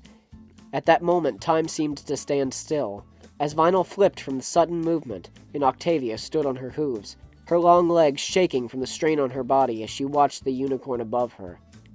That was enough time to evaluate the situation. Vinyl came crashing down with a yelp, knocking her head against the floor, only to lift up and rub her head. A quiet creak as Octavia looked up, noticing a large vase above Vinyl teetering about. Vinyl? What? Octavia sighed once more as she felt the unicorn snuggle into her tighter. This wasn't so bad. It would be more bearable if she were not awake and being squeezed to death. Octavia settled back down and decided to sing a little song to herself to get back to sleep. Vinyl more than likely slept until noon, seeing as she was a DJ, and her sets were usually at night. Although all of this seemed too surreal, Vinyl coming to her home, hanging out with her, and now the DJ sat snuggled in the bed. Although this was much more than she had asked for. I mean, I really love this DJ as a DJ, Octavia thought to herself, as she looked over the mare beside her. But not like this.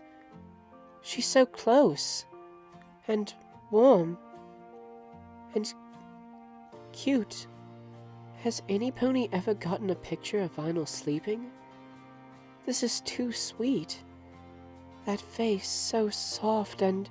Octavia gasped for a moment and turned her head. Nope! Nope, nope, nope, nope, nope, nope, nope, nope, nope, nope. Don't think like that. Shifting again to lay more comfortably in the DJ's arms, but in a totally not romantic way. She sat and thought of a song to sing. Her nose itched as it rubbed against the white fur on Vinyl's chest. This might not have been the best position. She ignored it for now and took another breath, singing her song sweetly. Over in Killarney, many years ago, my mother sang a song for me in tongue so sweet and low. Just a simple little ditty in her good old Irish way, and I'd give the world if she could sing that song to me today. To-a-loo-la-roo, to-a-roo-la, to-a-roo-la-roo-la. That's an Irish lullaby, came the groggy voice of Octavia's bedmate. Vinyl finally stirred and looked down to Octavia from her pillow with a small smile. Good taste, Vinyl mumbled again, ignoring the almost shocked stare she was getting from the mare in front of her. Octavia was no less enticed by the color of Vinyl's eyes, although she hadn't gotten as good a view of them until now, as they were mere inches away, shimmering in the morning sunlight before her, above one of the most charming grins ever. You know it, Octavia squeaked. Well, if Vinyl didn't think Octavia was being weird before, she wouldn't think she was being weird now. Vinyl only gave a half chuckle as she moved the stray bits of mane from her face. Yeah, I'm of Irish descent. That and Scottish, you know, unicorn. Vinyl poked the tip of her horn, only to wince at the touch. Whoa! Jeez, what's up with my horn? I think... She lifted herself up and climbed a bit over Vinyl to get a good look at the floor. There was an ocean of feathers. At one spot, a small hole in the woodwork, surrounded by a large dent. I think you rammed it into the floor. Octavia leaned back, her eyes wide and shaking with unspeakable rage. Vinyl caught on and tried to calm her down.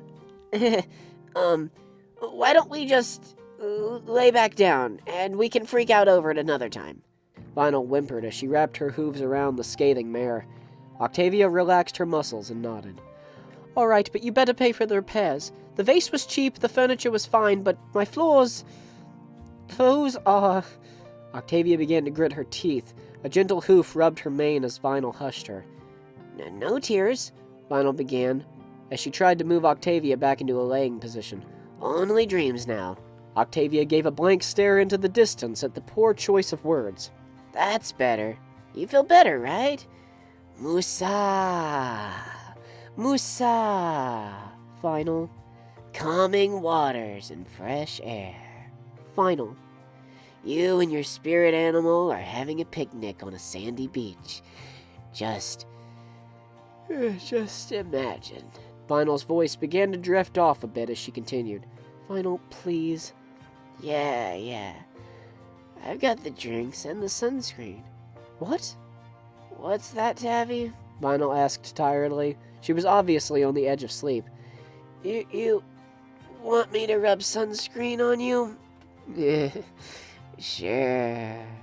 A loud snore escaped Vinyl's mouth, followed by an obnoxious whinny. Octavia only rolled her eyes as she wriggled back down in the sheets. Vinyl moved her hoofs back around Octavia, hugging her close as her snoring died down into a simple hum. It hadn't taken long before Octavia felt sleep taking her over, the sweet feeling of warmth and some pony's arms around her body calming her again. Crash! Thunk! Octavia growled as she tried to ignore the intrusive noise. It couldn't have been Vinyl. She was still in bed. Must be some really vivid dream. The sound of hooves moving around and clapping against the floor echoed as whomever it was began to stumble about. Another loud bang, and Octavia began to think that this dream was sounding much too real. More hooves rustled about, and the sounds of hushed whispers could be heard. That couldn't be a dream. Octi, shush, trying to sleep, a groggy Vinyl said as she tried to move into a more comfortable spot. Her eyes grew wide as she looked over at her sleeping friend. Octi, wake up. Octavia didn't want to think that there were ponies breaking into her house, but it seemed like she would have to face the facts. Octavia reluctantly turned over to see 3 other ponies had not only climbed into her window all dressed in black, but they had broken a small picture and knocked over her cello case. Whoever these ponies were, they were going to get throttled, and thoroughly. Chapter 7. One Night Stand was left unharmed. Octavia clambered out of bed, her mane falling about her shoulders as she tried to get her footing. The 3 ponies looked up, seeing the now red-eyed, tired pony looking them over. Her face was that of stoic poise and calm. She was almost too quiet, and eerily calm. She stood straight and flicked her mane from her face as she took a deep breath and spoke. You 3 had better have a damn good reason to be here. The smallest of the 3 ponies looked around nervously before backing away. Octavia silently approached, her anger more apparent in her eyes rather than her face. I suggest you speak up, Octavia almost cooed before backing the pony into a wall, towering over the now cowering pony, her eyes cold. The pony only raised a hoof to protect herself before one of the large ponies spoke up. Gee, Octavia, the largest murmured. We didn't think that you would take a prank so hard. Octavia's eyes widened as she looked up from the pony below her. Turning to see the other 2 ponies had removed their masks and revealed Frideric and Harpo. The poor pony below her was still shaking, her eyes wide in horror. Yeah, Harpo said, his voice slightly higher in volume as the tension seemed to wane.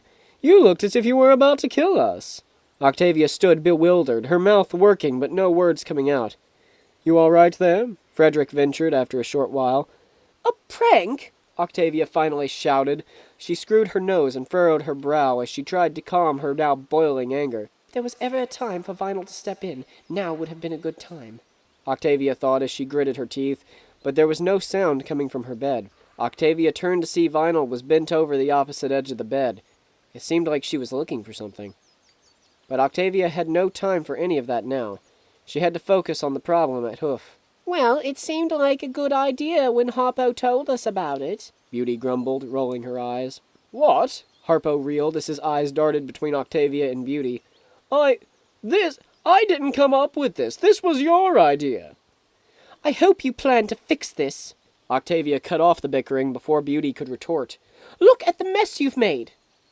Now, Octavia, Frideric added, stepping forward as he looked over the room, you can't possibly blame us for this horrendous mess you've made. Our contribution to this room is dwarfed in comparison to what we walked into. Octavia turned and looked around the room again, letting the memories of last night replay once more before groaning. Vinyl had since gotten back into bed properly, her eyes covered by her trademark shades, as she continued to look at the conversing ponies with little interest. Friends? Vinyl asked flatly. Octavia nodded and pointed them out as she introduced them all. This is Frideric, Harpo, and Beauty, although I think you know Beauty pretty well. Vinyl nodded to the two stallions and blew a kiss to Beauty. Octavia looked between the two and took a deep breath. Oh, who cares if Vinyl blows her a kiss? Octavia thought. It's not that serious. She's just being friendly. So let me get this straight, Harpo began with a smirk. When we came in, you were in bed with PON-3. So that means... No? Octavia said, almost under her breath, hoping the others would leave it alone. If only her friends were so considerate. Oh! Frideric shouted as he caught on. Oh, Octavia, I had no idea. Well, there goes my plans for Hearts and Hooves Day. I just wanted to say, Octavia, Beauty said, putting a reassuring hoof on Octavia's shoulder. I always figured, but I didn't know you were one for flings with celebrities. That seems more like a thing I would do. Beauty allowed herself a soft, awkward chuckle. It doesn't matter to us, Octavia, Harpo added quickly. We still love you, and we promise not to tell any pony about you sleeping with PON-3, unless you want that type of publicity. Imagine what the tabloids would say. The rest of Octavia's friends began to converse about what this would mean for their ensemble, and their beloved cellist and DJ. What if the paparazzi finds out? Frideric asked. Who cares? Harpo interjected. Paparazzi is fine, but what about the retaliation? Ponies are very traditional in our field of entertainment. They won't find out, Beauty chuckled with a wave of her hoof. Remember that time with me in Neon? Well, we just kept our mouths shut and no pony ever found out. The others stayed quiet after that, almost completely dazed by the revelation. Look, what's said in this room stays in this room. We were just sleeping, Octavia finally said, after trying to figure out the situation. At this point, she would much rather have dealt with an intruder. At least they wouldn't embarrass her like this. There was nothing going on. I'm not even into mares. You sure? Vinyl asked with a smug look. Octavia turned and delivered a glare that could curdle milk, leaving Vinyl to cower in the sheets. Now, Octavia took a breath, is there any reason you decided to break into my house instead of using the door? Well, Frideric said with a nervous laugh, we came to invite you to lunch and a concert later, but it seems you're in no mood for going anywhere, and you can get your own personal concert. Beauty Brass gave Frideric a sharp lab to the ribs. Oh, I'm terribly sorry about that. I mean to say, you already have a DJ in bed with you. Another hard jab. Ouch! What is it that you want me to say? There's literally nothing that can be said about this that doesn't hint at there being, well, you know. We're sorry, Octavia, Beauty huffed. I guess we did go a bit far with this prank. And we'll clean up your room, the whole room. Beauty gave Frideric a glare as she said this. As a way to make up for our mistake. Thank you. Octavia began, but was cut off by Beauty's hoof on her lips. But, Beauty continued with a grin, but you have to come out with us for a night on the town, and you have to bring your DJ with you. Octavia blanched, staring at her friend for a moment and then turning to Vinyl, who had since preoccupied herself with something in the nightstand. Octavia growled at the invasion of her property, but left it at that. Well, I guess we could go hang out. It would all be up to Vinyl if she wanted to go. Octavia answered, turning back to her friends, who seemed confused. Vinyl? Frideric asked. Yes, that's her name. She told you her real name? Beauty said, stepping in front of Octavia only a few inches from her muzzle. I heard her name was some sort of a secret from the public. You seem much more familiar with pop culture than you let on, Harpo quipped. Beauty only stuck out her tongue, receiving a very flat but oh so satisfying, how rude, from the stallion. Octavia gave a light smile as her friends bickered and rolled her eyes. Vinyl? Octavia asked over her shoulder. You wouldn't be adverse to having a night out on the town, would you? Sure. Octavia turned back to her friends, soon noticing the strange look on their faces. A look almost as if they were trying not to laugh, although their mirth was very evident in their eyes. Confused, she looked back to see Vinyl was holding something in her hooves, and something else in her magic. Neither was an item Octavia was fond of admitting she owned, and a blush formed in her face as she heard Vinyl laugh a bit louder than she was sure Vinyl intended. Heh, found Bob. Vinyl continued to laugh, only for a moment, however, as she was abruptly stopped by a large cello case to the face. The casing now not only adorned with a dent from the still scratchless stand, but a large dent shaped like a horn. Octavia quickly turned to her friends, whose expression turned from one of mirth to one of fear. Octavia relished in the new behavior and gave a devious smile as she turned and trotted from the room, being sure to step over the groaning DJ and shouting over her shoulder, "Clean up Vinyl while you're at it." Chapter 8. Rock Down to Electric Avenue. The sun had long set behind the horizon, the moon rising slowly and taking its place, blanketing the cityscape in its cooling blue glow.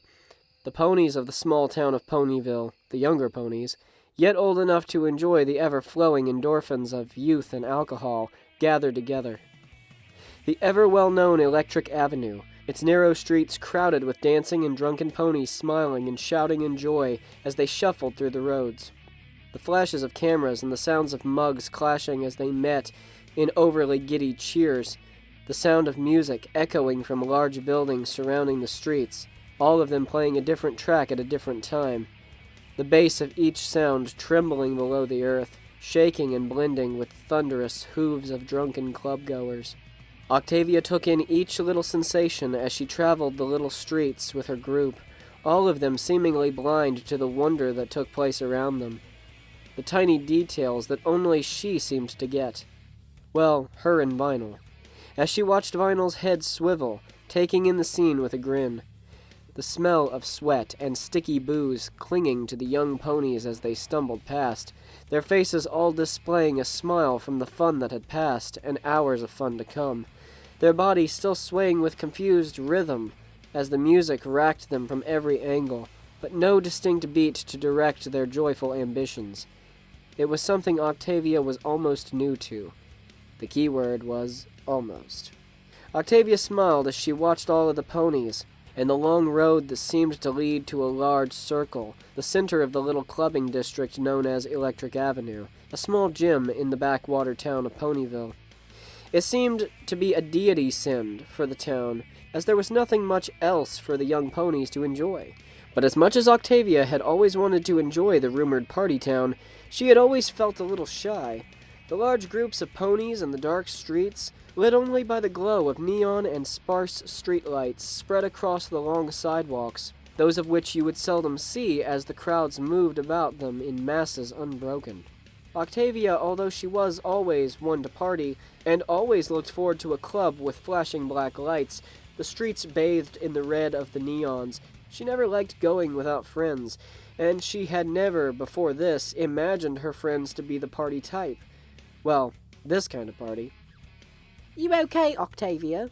Beauty asked as she nudged the awestruck cellist. Octavia finally pried her eyes from the dancing masses to focus on her friend who seemed worried. Octavia gave a reassuring smile. "Yes, I'm fine, Beauty, thank you," was all Octavia said before turning her eyes to something else. In her mind, she thought, perhaps it was just to be sure she wasn't getting lost, but her eyes instinctively followed the unicorn mare beside her, the bobbing of the mare's head as she enjoyed the meshed beats of clashing club music, and the hooves slapping against concrete, the shouts and cheers of the ponies seemingly making a song only she could hear. Vinyl turned to the cellist beside her and gave her a brash grin as if to comfort her. Octavia took it as a reassuring gesture and smiled back. Her tail playfully swiped at the DJs. Vinyl lost a bit of her footing, her hoof nearly slipping from under her, but recovering before any pony noticed. Well, almost any pony. Vinyl looked up to see Octavia giving her a worried look. Vinyl only tried for another grin, coming off more sheepish than sure. Octavia kept her stare for a moment, before turning back to the road ahead of her, focusing on the crowded path ahead of them. "Smooth, Vinyl," the DJ thought to herself, wanting so badly to face Hoof, but avoiding the action lest she make another scene. "Real smooth." "So then," I said, "you mean whom let the dogs out?" The sound of Frideric laughing at his own joke reached Octavia's ears. "Freddy, I do believe you're incorrect," came Harpo's rebuttal. "It is actually who let the dogs out. You just don't understand humor," Frideric huffed. "You get it, don't you, Beauty?" The pale blue mare he had addressed remained by the side of Octavia, her eyes trained on the mare as they walked side by side. "She looks worried," Harpo pointed out. Frideric only rolled his eyes, about to respond before running into the back of the three mares before him, sending Octavia forward with a loud thud. "Oh, sorry about that." The pianist rushed over to lift the fallen mare, her mane now a mess of flyaway hairs and her freshly combed coat slightly messed with dust from the sidewalk. "Are you okay?" Octavia just gave a light sigh as she tried to smooth her mane with her hooves, giving the worried stallion a small smile. Frideric backed off as he saw that she was fine. The group of ponies shuffled about awkwardly, awaiting an order from Vinyl. The DJ pointed out a squat building up a little further. The seemingly brick building was very different than the others. It wasn't blasting loud beats. The walls didn't shake with bass, the crowd wasn't thick, and there were small windows allowing the group to see inside. The lighting was warm, not like the lively red that covered the ponies in the streets, or the cooling blues and greens from the strobes that would peek from the swinging doors of the other clubs. Vinyl pulled open the door to the small building. The sign above it had unlit letters in the fruity pink magenta, making it read, Bear. Upon closer inspection, the letters read out, Barry's Bar. A simple name for a simple place. The inside was just as cozy as it looked from the window. The warm wooden floors against the dark cherry wood tables and the booths lined with black pleather. And in the back was a small stage, only a few inches from the floor, a mic and a few amps and stools. Aside from the sound of a few ponies chatting, there was little sound to be heard. Vinyl, this place is awfully quiet, Octavia noted, as she turned to see the DJ head off towards the bar to their left. Frideric walked up beside Octavia, giving her a nod and trotting off to a booth, the others following behind him. Beauty stopped short and turned to Octavia with a wink, pointing to the DJ that still stood chatting with a magenta pony with a fluffy mane. "We'll be over here," Beauty whispered. "She's fun, but a bit quiet for our taste. She seems perfect for you, it seems." Beauty gave a soft chuckle before getting a nudge in the side from the disgruntled cellist. "You know I don't like quiet," Octavia huffed. "Well, you sure had me fooled. I don't understand how you can put up with some pony who doesn't talk." "She talks plenty," Octavia deadpanned. "What, telepathically?" With that, Beauty gave a hearty chuckle, before giving her friend a slap on the back. "You guys are cute." Octavia raised a hoof to protest, but was cut off by a hoof on her other shoulder. Octavia turned quickly to see it was Vinyl, giving her an adorable smile and pointing over to the bar. Octavia turned to see that Beauty had long since left with the others, although her eyes flickered over every now and again at the pair. Yes, Vinyl?" Octavia asked, ignoring her strange friend. "Beauty is just being a troublemaker as usual, trifling in others' problems and meddling in their lives." Octavia wasn't given a straight answer. Instead, Vinyl pointed at the bar again, her face showing that she was obviously eager to go. Octavia heaved a trying sigh before giving an exasperated smile and following Vinyl over to the bar. Beauty watched as the two moved over to the bar, her face bearing a warm smile as the two sat down, and for once, Beauty saw the DJ's lips move more than ever before. "That's odd, isn't it?" Frideric said suddenly, snapping the blue mare from her stare, turning to address the stallion before her. "What is?" Frideric waved over a waiter, a tall green stallion with a black mane.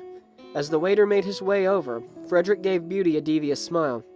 "You know that those two seem to be awfully close." "Now, Frideric," Harpo began with a stone expression, "don't you dare start. Octavia is free to do as she pleases." Frideric raised his hoof to stop Harpo. "This isn't about Octavia," Frideric said in a hushed voice. The waiter made it to the table, his cold blue eyes looking over the trio, but his face never broke into a smile. As if he could sense the tension at the table, he made his business quick. "My name is Buzzer," came the chilling voice of the unicorn stallion. "I'll be your waiter for the night. Do you know what you'd like to order?" Harpo sighed and gave a weary smile. "Yes, Tapping his chin, Harpo smiled and looked over the table and back to the waiter. 3 large bacon burgers with side of steak fries, a large chocolate shake, and 2 glasses of your finest bourbon." Harpo quickly looked back to his friends with a smile. "What would you two like?" "I'll have a fudge sundae with strawberries, a little whipped cream, just a dab if you could." Frideric stopped for a moment to consider a drink. "And, pink raspberry Cosmo." The waiter, Buzzer, took down the orders with his magic, the pencil enveloped in a slimy green aura. Although his expression had been one of stone the whole time, he soon began to show a slight sign of disgust and confusion as the orders were made. It was now Beauty's turn to order. She still seemed deep in thought. "And you, ma'am?" Buzzer asked cautiously. "If you could, a large rack of ribs. Don't be stingy with the sauce. And, if you can, add a nice side of Mad Dog 357 hot sauce, and for a drink, you can just get me a stinger stirred, please. As Beauty finished her order, she turned back casually to see Frideric sweating, his eyes wide. Are you upset? You never get a stinger stirred. Frideric's voice shook as he tried to focus on the mare's eyes. They were giving him no clues as to what she was thinking. No, I'm not upset, began the motionless answer. Just disappointed. Frideric worked his mouth in response, although for a while no words came out. Well, why? Because you're in that poor girl's business again. You know better. Harpo scolded with a playful slap to the stallion's arm. Octavia has every right to run off with her idol. She deserves it. We all know she's had it harder than the rest of us. Oh, don't start this again, Frideric said, rolling his eyes. I know the story. I was there. Not the whole time. Beauty finally snapped, her voice an angry whisper. You don't know how much she just wanted to run away and join a band. Be something else and live the life of a groupie. Just go traveling and be free. You say that as if you always knew she liked this DJ character, Frideric said between gritted teeth. We only just found out about her interests. How would you know? She has a diary, Beauty huffed, laying back in her seat. I always knew, but I wouldn't say anything. I thought it was some stupid phase. I never had that feeling. I never liked mares. That was all Octavia, and I don't understand. She was always a rebellious one when we were young. Now look at her, just trying to be happy, but not weird. Beauty forced a sigh and leaned back into the table. She was always my friend, better than any other. And then you guys came along. I thought she would be fine, but now she seems different, like she's aging backwards. Or perhaps we're aging backwards, Harpo said, waving a hoof at Buzzer as he brought the food on several trays. Think about it. We're all immature, and we have horrendous habits. We broke into a party, got drunk, and crashed it. And the whole time, Octavia just wanted to meet a DJ and get an autograph. She didn't even want to break in. She's the most level-headed of all of us. We should look up to her. She enjoyed youth, she still does, but she's being cautious about it. Yeah, I guess you're right, Frideric finally said with a hoof. It doesn't change how I feel about this whole thing with Vinyl. I don't care that Vinyl is a mare, I just think, what if Vinyl isn't right for her? If you're trying to say you're better for her, Beauty began in a flat tone, moving as the food was set down, then you would have known years ago. You are obviously not what she wants. Frideric let out a long sigh, his hoof propping his head on the table. He turned to see Vinyl and Octavia sitting at the bar. Octavia was laughing as the DJ waved her arms about, making wild expressions. The conversation the two musicians shared, silent to the table of three.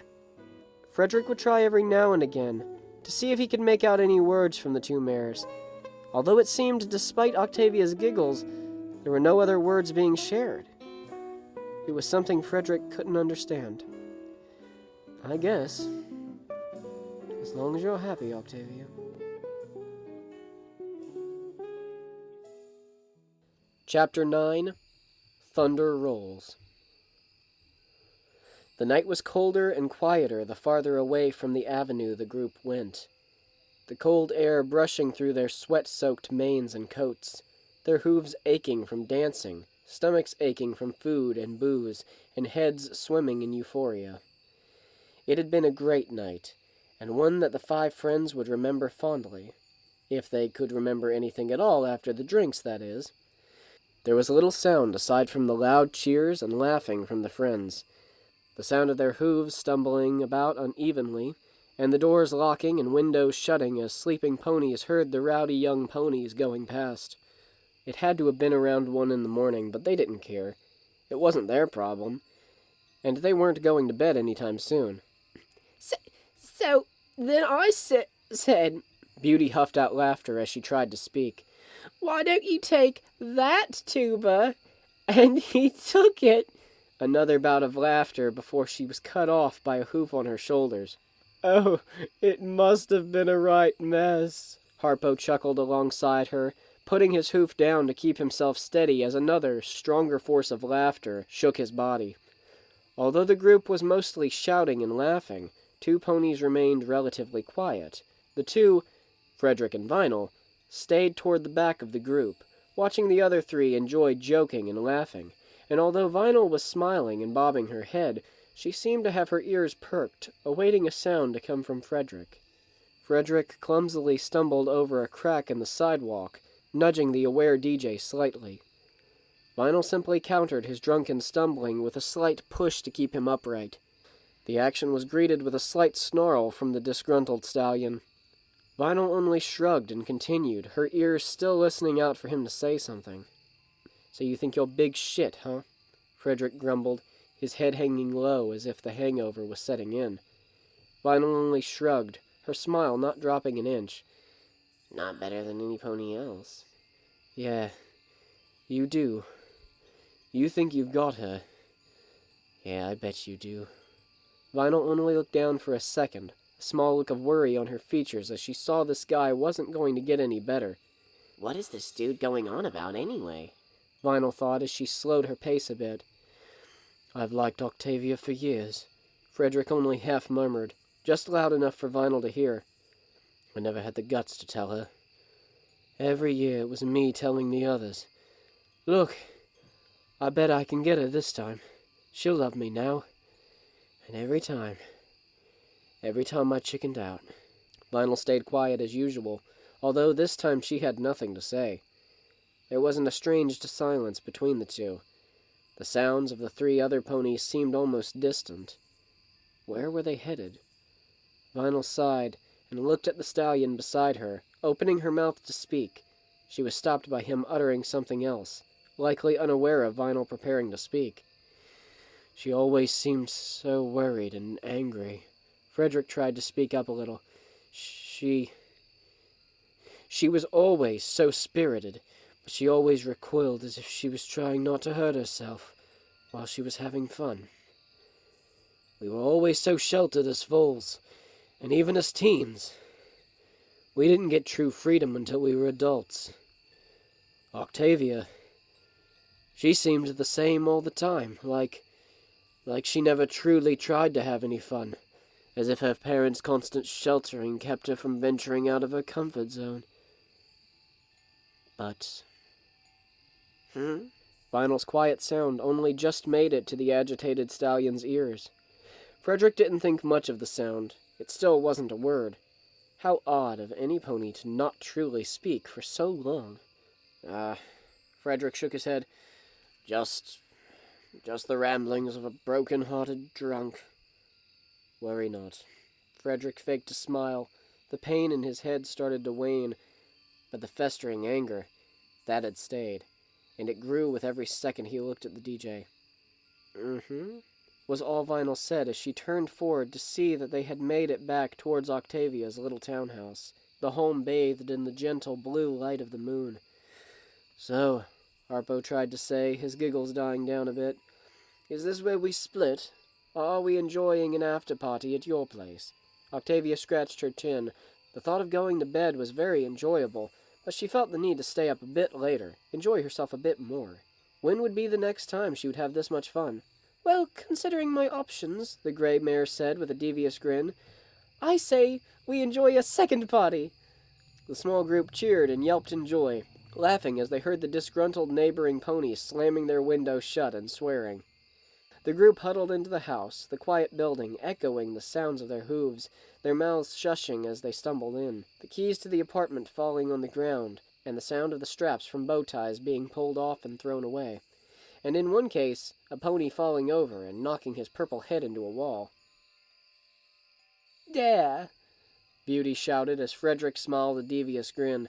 The night had its moments. The drunken buzz had yet to wear off, as they had a case of cider and some light wine, and they were drifting further into an almost out-of-body feeling, euphoria still clouding their vision.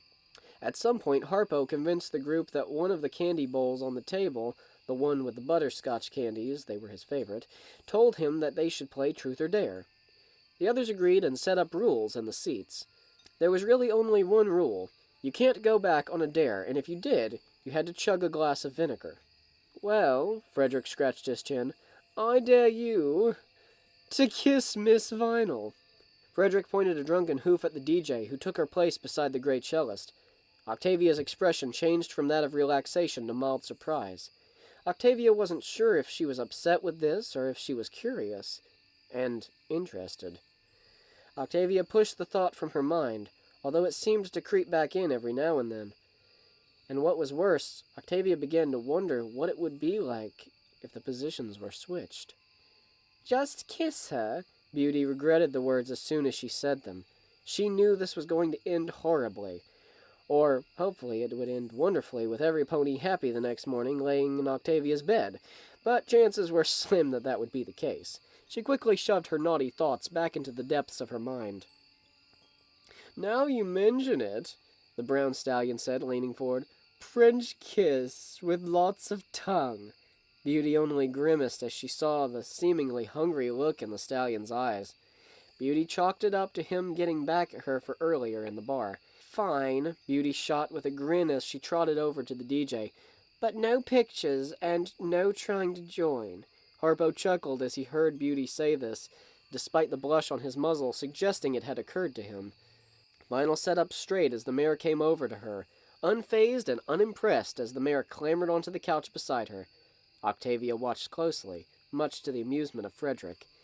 It seemed like hours before Beauty pressed her lips to Vinyl's, her mouth parting to let her tongue explore every inch of the DJ's own, and the feeling of the mare's breath on her fur. Beauty wasn't into mares, but she could see the appeal. The taste was nothing special, the touch was nothing special, but it was nice. But that was it. Nice. The two parted, Vinyl letting out a long sigh before laying her head back on Octavia's shoulder and motioning for the game to continue. A sly grin on her muzzle aimed right for Frideric that seemed to go unnoticed by every pony else but him. "Looks like it's my turn," Harpo cheered, his face still red. "Now, who's next? Oh, Frideric, you're next, aren't you?" Frideric gave a reluctant nod. "So, truth or dare?" Frideric stopped to think a moment. He knew Harpo, a sly introvert with a sociopath's way of thinking. He would have to be careful if he picked truth. He would have to spill serious beans, but if he picked dare, there was no way he would be able to do it, whatever it was. But he could always lie. "Truth," Frideric finally said, his face bearing the look of some pony planning something. Harpo, however, kept a straight face the whole time. The only thing disturbing it was a mischievous grin, more diabolical than that of discord. "Are you jealous of Vinyl?" It was a simple question, with a simple answer. Yes or no. Frideric didn't need to complicate this more than he had to. Frideric swallowed a lump in his throat and flicked his ear twice, a bead of sweat dripping down his brow. "Don't bother," Harpo interrupted with a raised hoof. "Your answer is no?" Frideric nodded. "All right, whatever you say." Harpo took a leisurely sip of his cider, waiting as he watched the seething stallion grow red in the face. "Well," Frideric finally shouted, standing from his seat, "I'm offended you would think I feel the need to compete with her." The last word slipping from his mouth, dripping with disgust and venom. His muzzle wrinkled. "Why wouldn't you be jealous of Vinyl?" Beauty piped in with a smirk. "She kissed me. She's leaning up on Octavia, while you and Harpo are sitting over here in your sad little corner, awaiting a mare to give you attention." Frideric stayed silent, his heavy and angered breathing the only sound coming from him. The room was silent, all of the ponies in their own minds, and Frideric wishing he knew what they were really thinking. "I guess I'll just go then," Frideric finally said, seeing no pony move. "I know when I'm not wanted." With a haughty huff, Frideric flicked his tail and trotted out of the home, sloppily grabbing his tie from the floor and throwing it over his back. The silence from the room remained before Beauty rolled from her seat with a heavy sigh.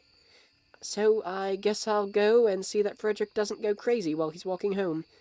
With that, Beauty gathered her tie and gave a small kiss on Octavia's cheek. The gray cellist returned to the gesture, although the fatigue and drunken haze made it difficult. Harpo gave a small wave to Beauty as she trotted past. "Oh, you're coming too." Harpo shook his head quickly in protest. But why?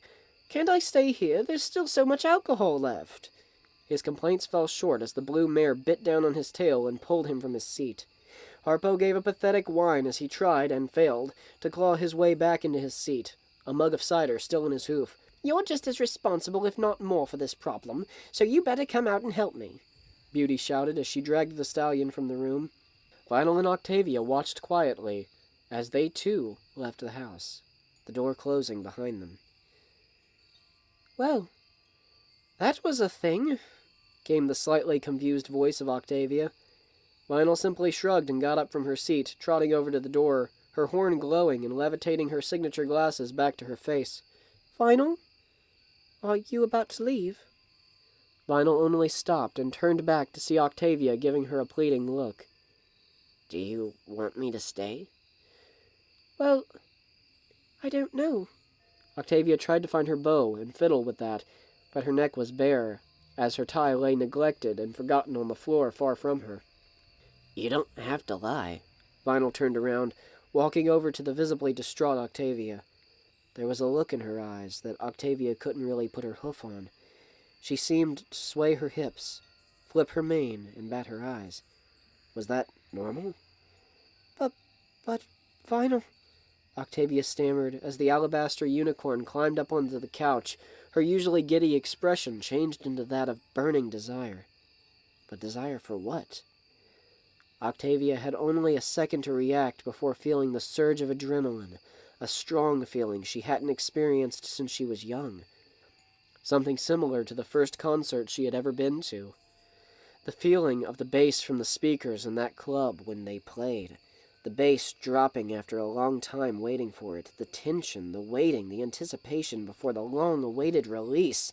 The thing she knew would come, finally breaking her and leaving her in a state of euphoria. But in this case, instead of the long-awaited bass drop, it was the feeling of the DJ's lips. Vinyl's soft flesh upon the cellist's own. Oh, how she had waited. How Octavia had longed for such a feeling, and how sweet it was that it occurred. But there was something amiss. Octavia? Vinyl whispered as their lips parted. Octavia could feel the DJ's heartbeat. It was fast, strong. Or was that her own? Yes, Vinyl?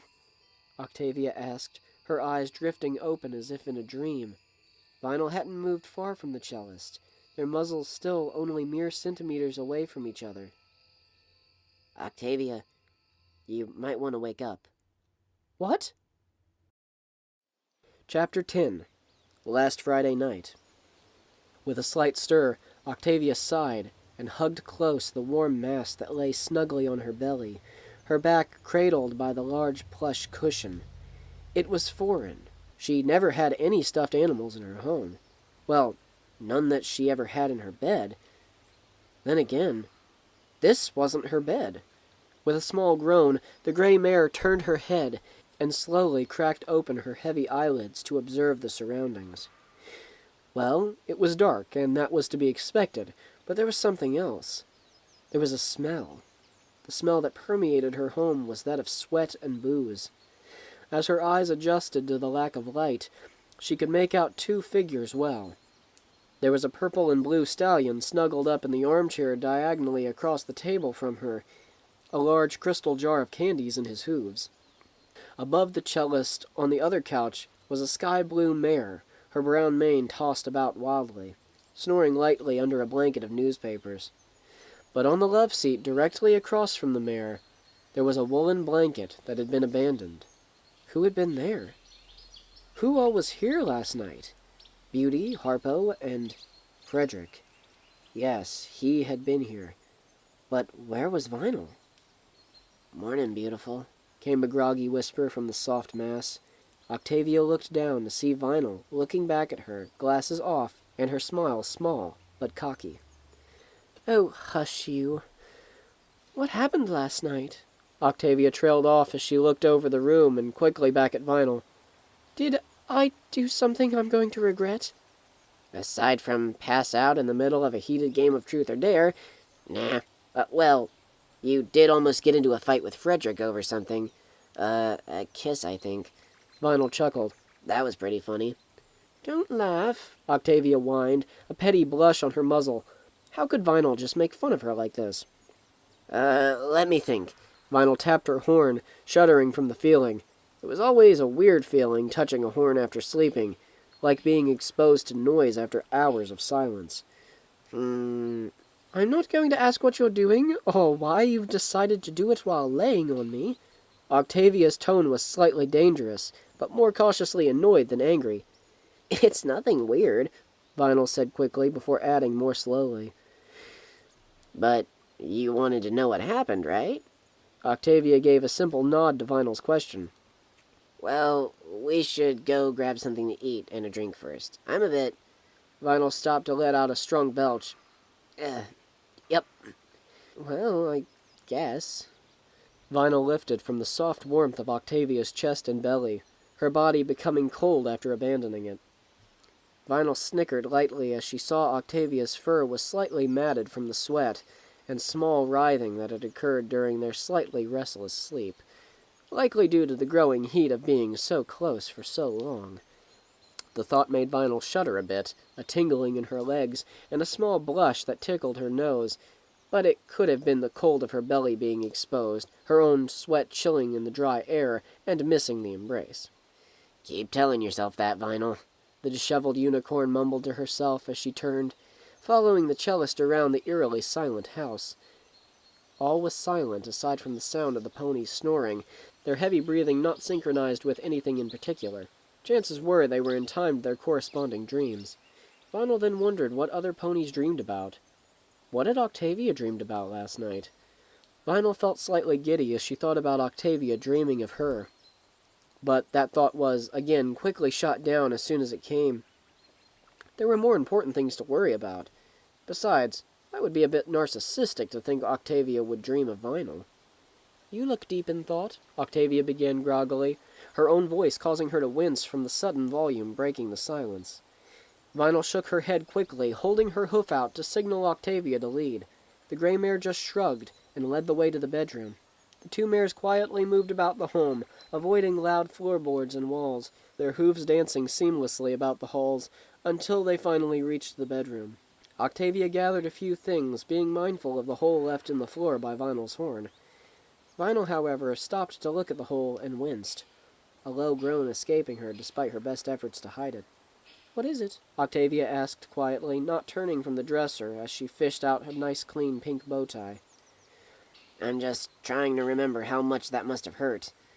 You hitting your horn or plowing it through the wooden floor? Octavia stopped to put her tie on before continuing. If unicorns are anything like I've read in romance...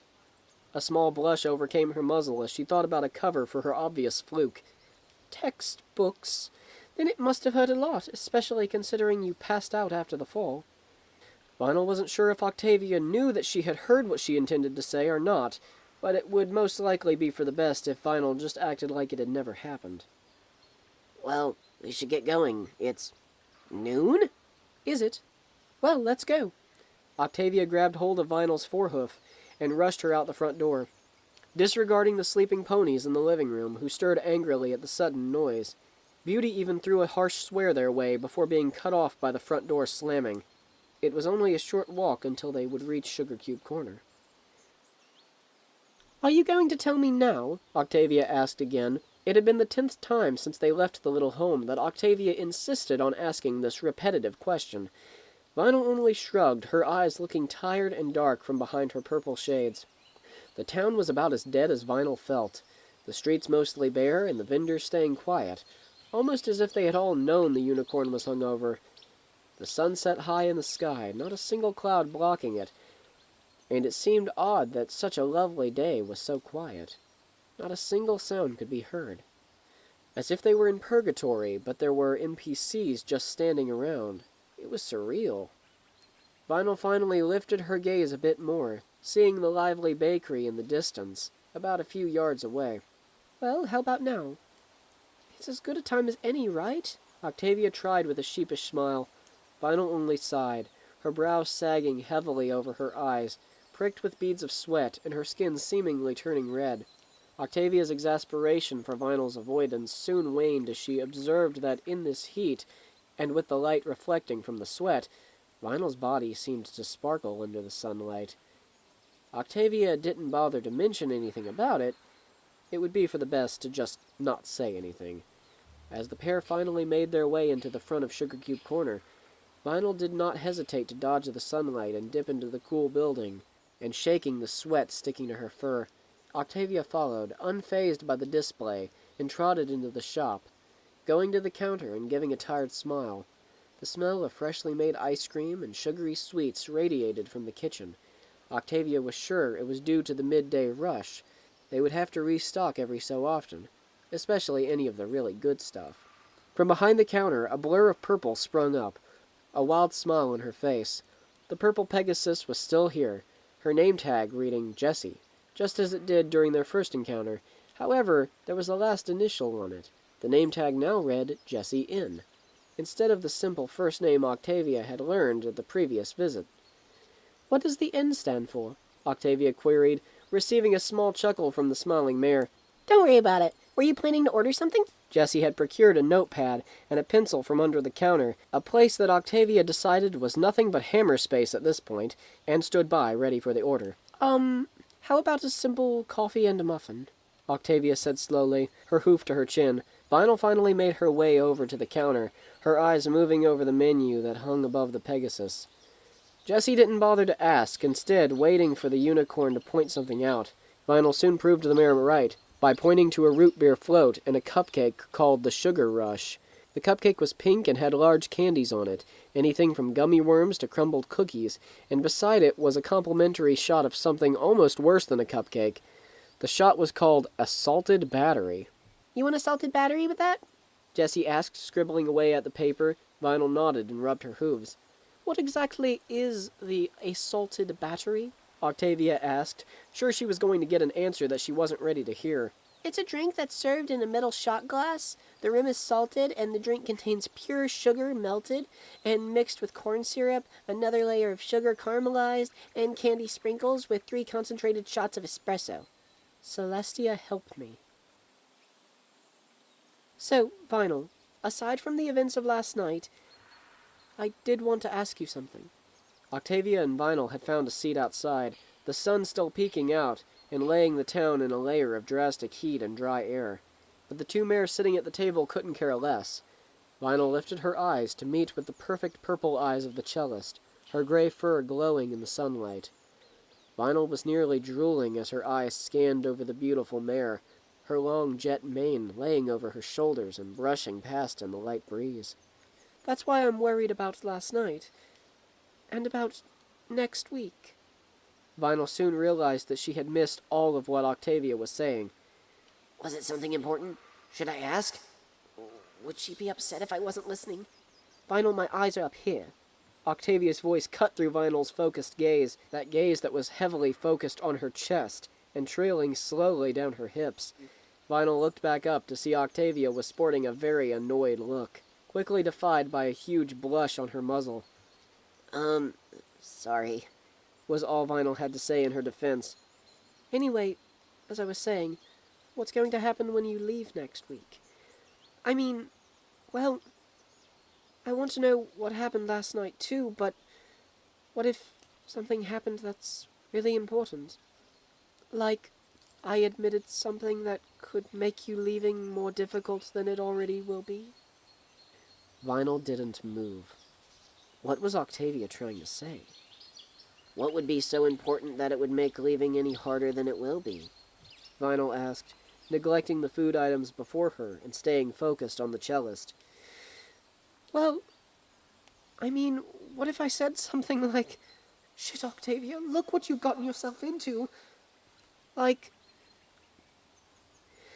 that I wanted you to stay with me in my home? What? Like a roommate? I'm always so lonely, and I love all your music, and you're so much fun. I just want to, maybe have you around a little longer. Octavia heaved a sigh, glad that she had finally been able to let out how she felt. Sort of. Vinyl on the other hoof sat looking almost confused behind her thick shades. Is there something wrong? I can't live here, Vinyl stated flatly.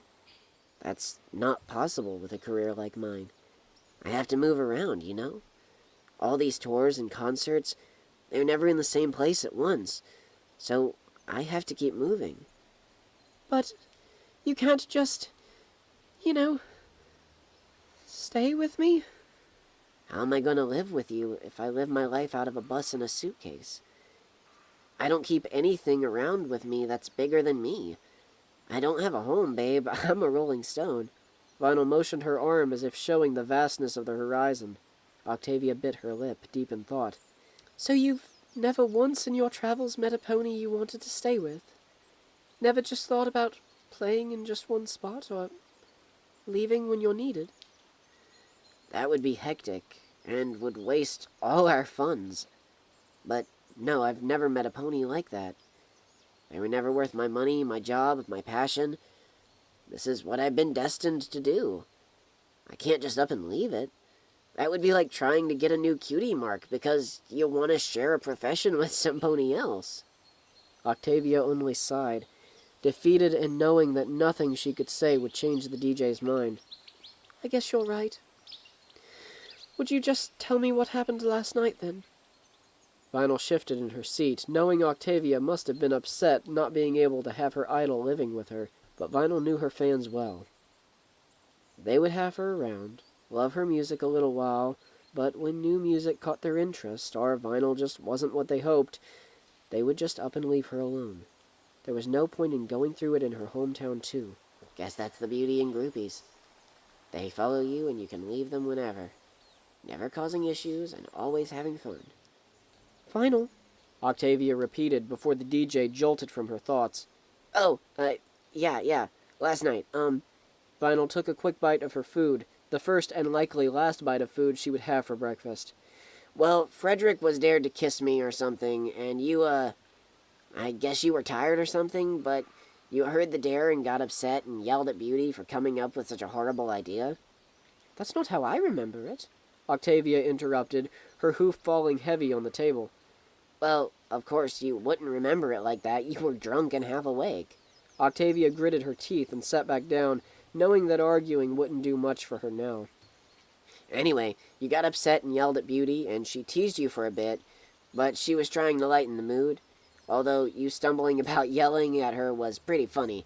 Yeah, and then you tried to swipe a hoof at Frideric and missed, so I pulled you back and laid you down again because, you were being crazy. Vinyl stopped for a moment to think again. Octavia took note that Vinyl wasn't lying about being bad at telling stories, but there was a charm to it. Octavia just wanted to lay in her bed, Vinyl right next to her, telling her a story about absolutely nothing. But I pinned you to the couch, and you just blushed and passed out, and that was it. What? Yeah, you, passed out under me, so I just snuggled up and went to sleep. You didn't... Didn't what? Nothing.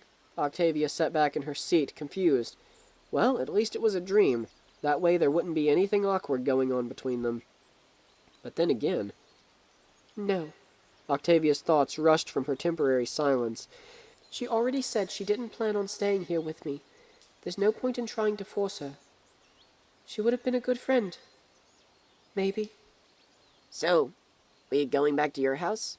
I've got a few things to pack for a little show tonight. Vinyl was pushing her seat in, balancing on her tired legs and looking up to give a reassuring smile. Might as well enjoy her while she's here, Octavia thought, her chest tightening at the thought of Vinyl leaving for any reason.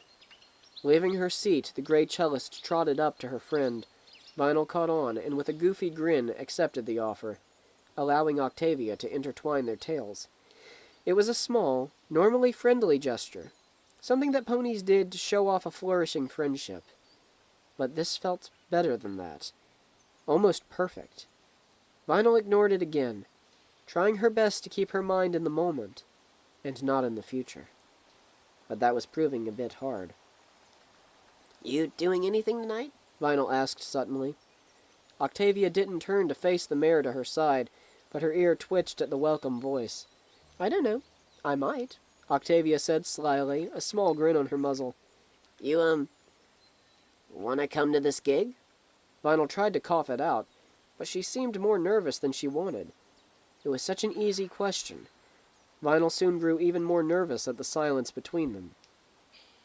The DJ wouldn't be half surprised if Octavia had said no, especially after having told her she didn't want to stay here in Ponyville with her. However, Vinyl's thoughts were put to a halt as she received her answer. "I'd love to." Chapter 11, The Club Can't Even Handle Me Right Now. The scene was something she would have only imagined in her dreams. The loud music rocking her body, the silence shot from her and slaughtered brutally, then beaten and given a boot party in a dark alley. Yep, that was her ears, just a punching bag for the righteous fists of the music. The smells were something else too, a mix of cigarettes, booze, sweat, spit, and the faint smell of weed. That was the only thing that really mattered to Octavia anyway, as she had sworn to avoid cigarettes. The heat was wet. Sticky ponies writhing in pleasure, their bodies caught up in the music that continued to blast out of the speakers, their smiles wide and hooves beating the poor ground senseless. The Pits was all it was called, a building of the large black brick variety, squat and leading underground from the doorway, a large bouncer at the front, a solemn look on his face, as he looked over the ever-growing line. The room Octavia stood in was basically the whole building, save for the backstage area and a bar. But other than that, it was all seating and dance floor. However, above the dance floor was a platform. The neon running through the sides glowing electric blue, and the large speakers rising from the back also glowing a similar hue, held a DJ, a special DJ. Vinyl stood above the crowd, her hoof punching the air every now and again. Octavia guessed it was whenever a beat mended with another to form a new sound, or when the bass would drop, especially when the bass would drop. Vinyl's face was that of the purest joy, the look of some pony in her element. "I wish she looked like that all the time," Octavia whispered to herself. Not that she needed to, as the music nearly made it hard for her to even think. But what she did think about seemed almost influenced by the music. Octavia stood near the center of the floor, her hoof tapping to the current song, for, although it was a nice rendition of an old piece done by an okay artist, it wasn't one of her favorites. "Hey there, pretty lady," a stallion called over to Octavia as the song drew closer to its end. "You here by yourself, or what?" "Oh, what?" Octavia shouted over the music, with a chuckle at her wit. "So do you have some pony with you?" "Who?" "Her." Octavia pointed out the DJ, happily sending the song off and mending the beat with a new one. The stallion looked up and grinned. "Whoa, you're kidding, right? You don't look the type." "What do you mean?" Although the music was blaring, Octavia felt herself get quieter as she tried to speak with the stallion. "Nothing, just aside from the well-combed mane, the bow tie, and that accent, you just don't seem the type." "Who's to say I can't let loose every now and again?" Octavia said with a challenging tone. How about you come join me and my buddy? We're only in town for a little bit, but we're always looking for ponies to hang with." Octavia considered it, her eyes looking around to see this buddy of his. Likely another stallion. Octavia couldn't seem to find anything wrong with it. The stallion seemed nice enough. With a nod, she was led to a booth table, empty aside from a single... mare? Stallion? Well, they had the face of a mare, but very stallion-like hooves. The pony was a relaxed brown earth mare. Maybe. Their black mane ending in purple, and a pair of red shades balancing on their muzzle, and a black vest with blood-red collar. Octavia went up to the relaxing pony and smiled. The pony, in response, lifted her head and gave an excited gasp. "You're Octavia Philharmonica!" the pony shouted. Octavia just assumed this was a mare. There was no doubting those eyelashes. "Yes, I am. I'm guessing you know my music?" "Hell yeah!" came the excited response. "I'm a cellist myself. I stopped by to see my friend play before I head back to Baltimore." "Your friend?" "Vinyl. She and I were in a band together. Oh man, those were the days. Oh, geez, I should have introduced myself." The strange mare put out a hoof and offered it to the puzzled Octavia. "My name is Frolic Stylus. I play cello, draw, animate, and act. I really just like to make stuff.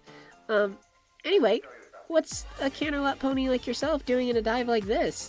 Come to scope out some ruffian stallions for a scandal?" Frolic wriggled her eyebrows suggestively, making Octavia giggle nervously. Frolic was a lot different than she had imagined. pleasure to meet you, but, no, I'm not here for any other reason than to watch Vinyl as well. She's told me about you, but I didn't think I'd be meeting you so soon. Or ever, for that matter. Aw, she's a real sweetie, isn't she? I hope she's been saying nice things. Nothing but. Good. Well, Miss Philharmonica, Octavia is fine. Octavia, then. How long have you known Vinyl? Roughly a good few days. She tell you any stories? Many.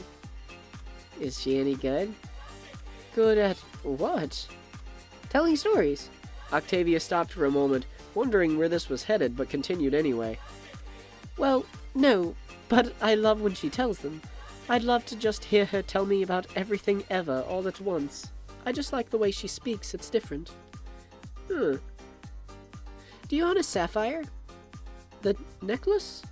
Yeah. Yes, I do. Perfect. What's perfect?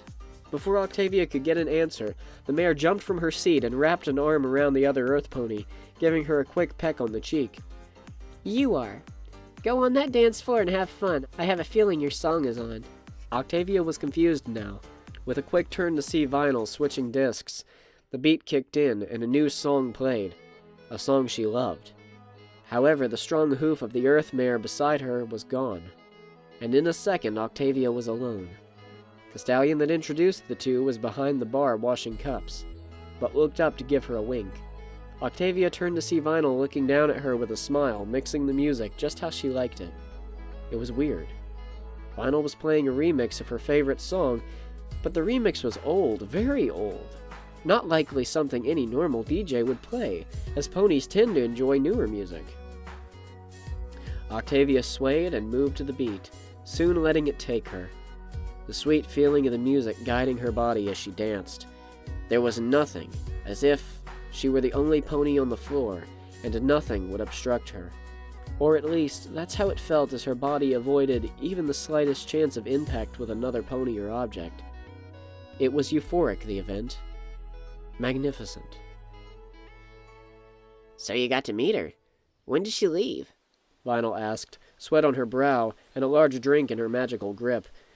That bottle stayed by her side, likely for hydration, but Octavia was still nervous about it. Vinyl had completed her set, the whole thing a massive success. And the following 3 songs, all favorites of the Grey Cellist, all down to the simple half notes. After the show, Vinyl had ordered them 3 rounds of drinks, and had them all set on the table in front of them. Octavia didn't say anything to oppose this, despite the likelihood of them getting too drunk to walk home. She just disappeared, like she vanished. Yeah, she'll do that. Anyway, what did she say? She asked me a bunch of questions and said I was perfect, and that you were going to play my song. Yeah? Vinyl began to smirk, scratching the back of her head. What is she, omnipotent? No, she's sneaky. Must have seen what I was going to play when, and set this up. Remember, she and I are friends, so you know. But, wait, you planned these songs? Yeah? But that playlist was all your favorite music? I know. Vinyl sipped at her lingering water, a cocky look on her face as she did. But how did I know? Vinyl interrupted, leaving Octavia to nod. When I was looking through your nightstand, I found a little list of songs on paper. It read favorites list on the top, so I just guessed the music at the bottom was your favorite. Octavia's confused face turned to that of sheer giddy joy, the sound of her squeaking, "Thank you!" repeatedly. Reaching her arms out, the cellist wrapped the poor DJ in a tight embrace, only losing her grip to give the lovable unicorn a kiss on the tip of her snout. "So," Octavia began, a blush on her own muzzle, but a more feverish energy about her. "What should we do now?" Vinyl's face flushed from the new display of affection and ever-radiant confidence. Vinyl managed to smirk and licked her lips before giving her daring response. "Let's get crazy." It was a blur. All of it. And it still was. The smearing of colors and sounds, ponies moving too slow to see with the naked eye. What? Octavia's thoughts escaped her. That was it. All of it was over. The world was ending in a mudslide of effects. But something seemed to bring her back. But who knew what? What was that feeling? Warmth, that was it. Where was she? In the house? The house was messy. How did she get here? Oh, again, another warm feeling. But where was her head, her hooves? Were they accounted for? Maybe. What if she was missing one? Would that be bad? Maybe so. Don't lose track of your hooves. Again, another shudder, and Octavia knew there was something touching her. A sharp turn revealed a drunken, high, and inevitably excited Vinyl Scratch to her side, her hooves groping everywhere. That can't be good. Vinyl, have some class, Octavia slurred. Surely eating those Celestia-shaped candies was a bad idea. They didn't even taste all that great. Oh, babe, you gotta loosen up, Vinyl laughed, tackling the cellist to the ground. Octavia chuckled almost too loud, a silly snorting coming from her overexerted lungs as she went into a laughing fit. However, the fit only lasted a minute, as the DJ had thrown her glasses to the side, opting to stare the cellist straight. Octavia fell silent, her eyes searching those of the DJ. They were a normal magenta, but for some reason, they seemed to be captivating either way. Then it happened. It. Not just some sloppy, messy crap. It was good. At least, it was good to Octavia. The feel of soft lips against her own. The feeling sending sudden tingles down the gray mare's body. The initial kiss, as it would be called. It was a kiss, Octavia reassured herself, her mind focusing on one thing now. Was sudden, but soft. The next one, not so soft, but more demanding and rough. Octavia writhed in pleasure under the unicorn, her heart rate growing, her body sweating from more than just the candies. She's actually kissing me. Vinyl lifted from the mare, her eyes piercing and sure. Octavia's own eyes shaking and unsure. Vinyl only bit her lip. Nothing you don't want to do, the DJ whispered uneasily. Yes. What? Deep breaths, Octavia. Vinyl. Take me.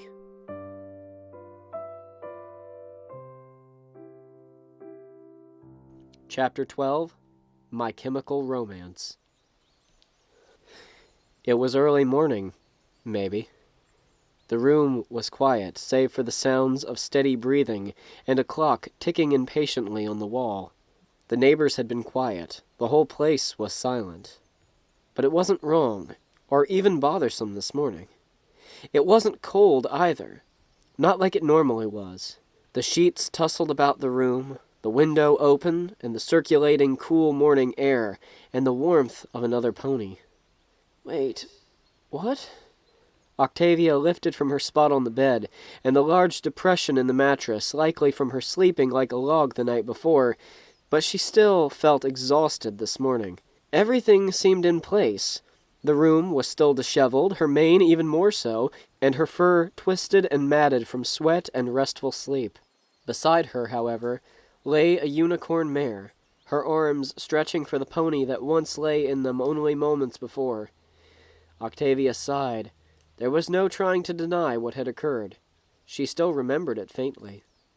The night out, the drinks, the candies, then the dancing and the talking, the walk to the house. But then there was the kiss. If there was ever a reason to remember last night, it was that kiss. The feeling of having another mare on her lips, a mare she actually liked. I guess I like her, Octavia whispered. Her legs shook slightly as she thought about the events. Vinyl had done something no pony had ever done before. But does she even like me? Does this mean she wants to be with me, or am I disposable? Am I still just... A small break in Octavia's voice as she tried not to think about what she wanted to say. Just another fan. Another rustling in the sheets, and the groggy unicorn mumbled something unclear and sat up hazily. Her mane matted and tossed over her tired eyes. Octavia had to admit, at this moment, Vinyl was just adorable. The DJ's nose scrunched up irritably as she scratched the back of her mane, her ears twitching as she fussed with her hair, and her other hoof scratched eagerly at some itch that seemed to be moving around on her back. As Vinyl's vigorous scratching was done, she reached up a hoof and tapped her horn gently, causing a shudder down her spine as the magic from her horn sparked to life. But as soon as it had started, the interesting display of half-sleeping unicorn shenanigans had ended, leaving Octavia to look on the mare beside her in silence, with, honestly, no other reason to keep staring at the other than because it was nice. So, Vinyl's words came out muffled and groggy, despite her upright position. Her arms came to rest on her legs as they curled up a bit under the thick covers, the warmth soon leaving her spot as she continued to shift from her previous resting place. Vinyl didn't make it obvious that she was upset that the cuddling had ended, but Octavia had a feeling she was. Mainly because Octavia herself was missing the contact. Yes, Vinyl? Was all Octavia could say. Now they were both awake, basking in the hazy cloud of what happened last night. Talking about the event was not avoidable. However, that's all Octavia wanted. She wanted to talk, to understand what this all meant, and what this meant for them. Not to say that she wanted to be a couple or anything, that would be stupid. Why would Octavia even dream of asking a celebrity like Vinyl to be with her? You hungry? Vinyl's voice had quickly pierced the thickening silence. A pause. What? Are you hungry? I have some bits from my spending money before I leave for the rest of the tour. I was wondering if you wanted to get, like, a pizza or something. Vinyl, aren't you worried about last night? What about it? We, Banged, rutted, fucked, slept together, went to dinner, did the do. Pick one. This isn't a Canadian kids show. You don't have to censor yourself. Octavia let out a sigh before finally working up the courage. But for what? We've already done what's most sacred. Why would I have to worry about it? Vinyl, we slept together, for lack of a better term. Don't you want to talk about that? Octavia gave an encouraging smile as she watched the mare beside her look forward, little emotion on her face as she shrugged. So, you have nothing to say? What, am I not special to you? You just sleep with any pony that buys your albums and it doesn't matter. Vinyl's ears twitched at this. There was no point in arguing with Octavia, regardless of how wrong she was. Vinyl soon regretted her image of a party pony. She planned her thoughts, the words she would say to make this all okay again, as the endless drone of Octavia going on and on about something buzzed in her ears. Something about friendship and being close. Something about first kisses and time spent. Another sentence was about her liking some pony and being confused for a while. But you won't be with me, will you? This doesn't matter to you, does it? I can't. But why? My career won't let me. I'm stuck. I would love to just stay here, but I can't. Vinyl wished her mouth had moved that moment, but it had set in. The sound was too much. The movement was too much. Everything was too much. I just can't. Okay? Get out. What? I said, get out, Vinyl Scratch. But... Vinyl's words died on her lips. Not that there was much for her to say at this point. Vinyl turned to see Octavia looking almost spent, her eyes red and puffy, tears streaming down ash-gray cheeks, and a red face from anger. I can... No!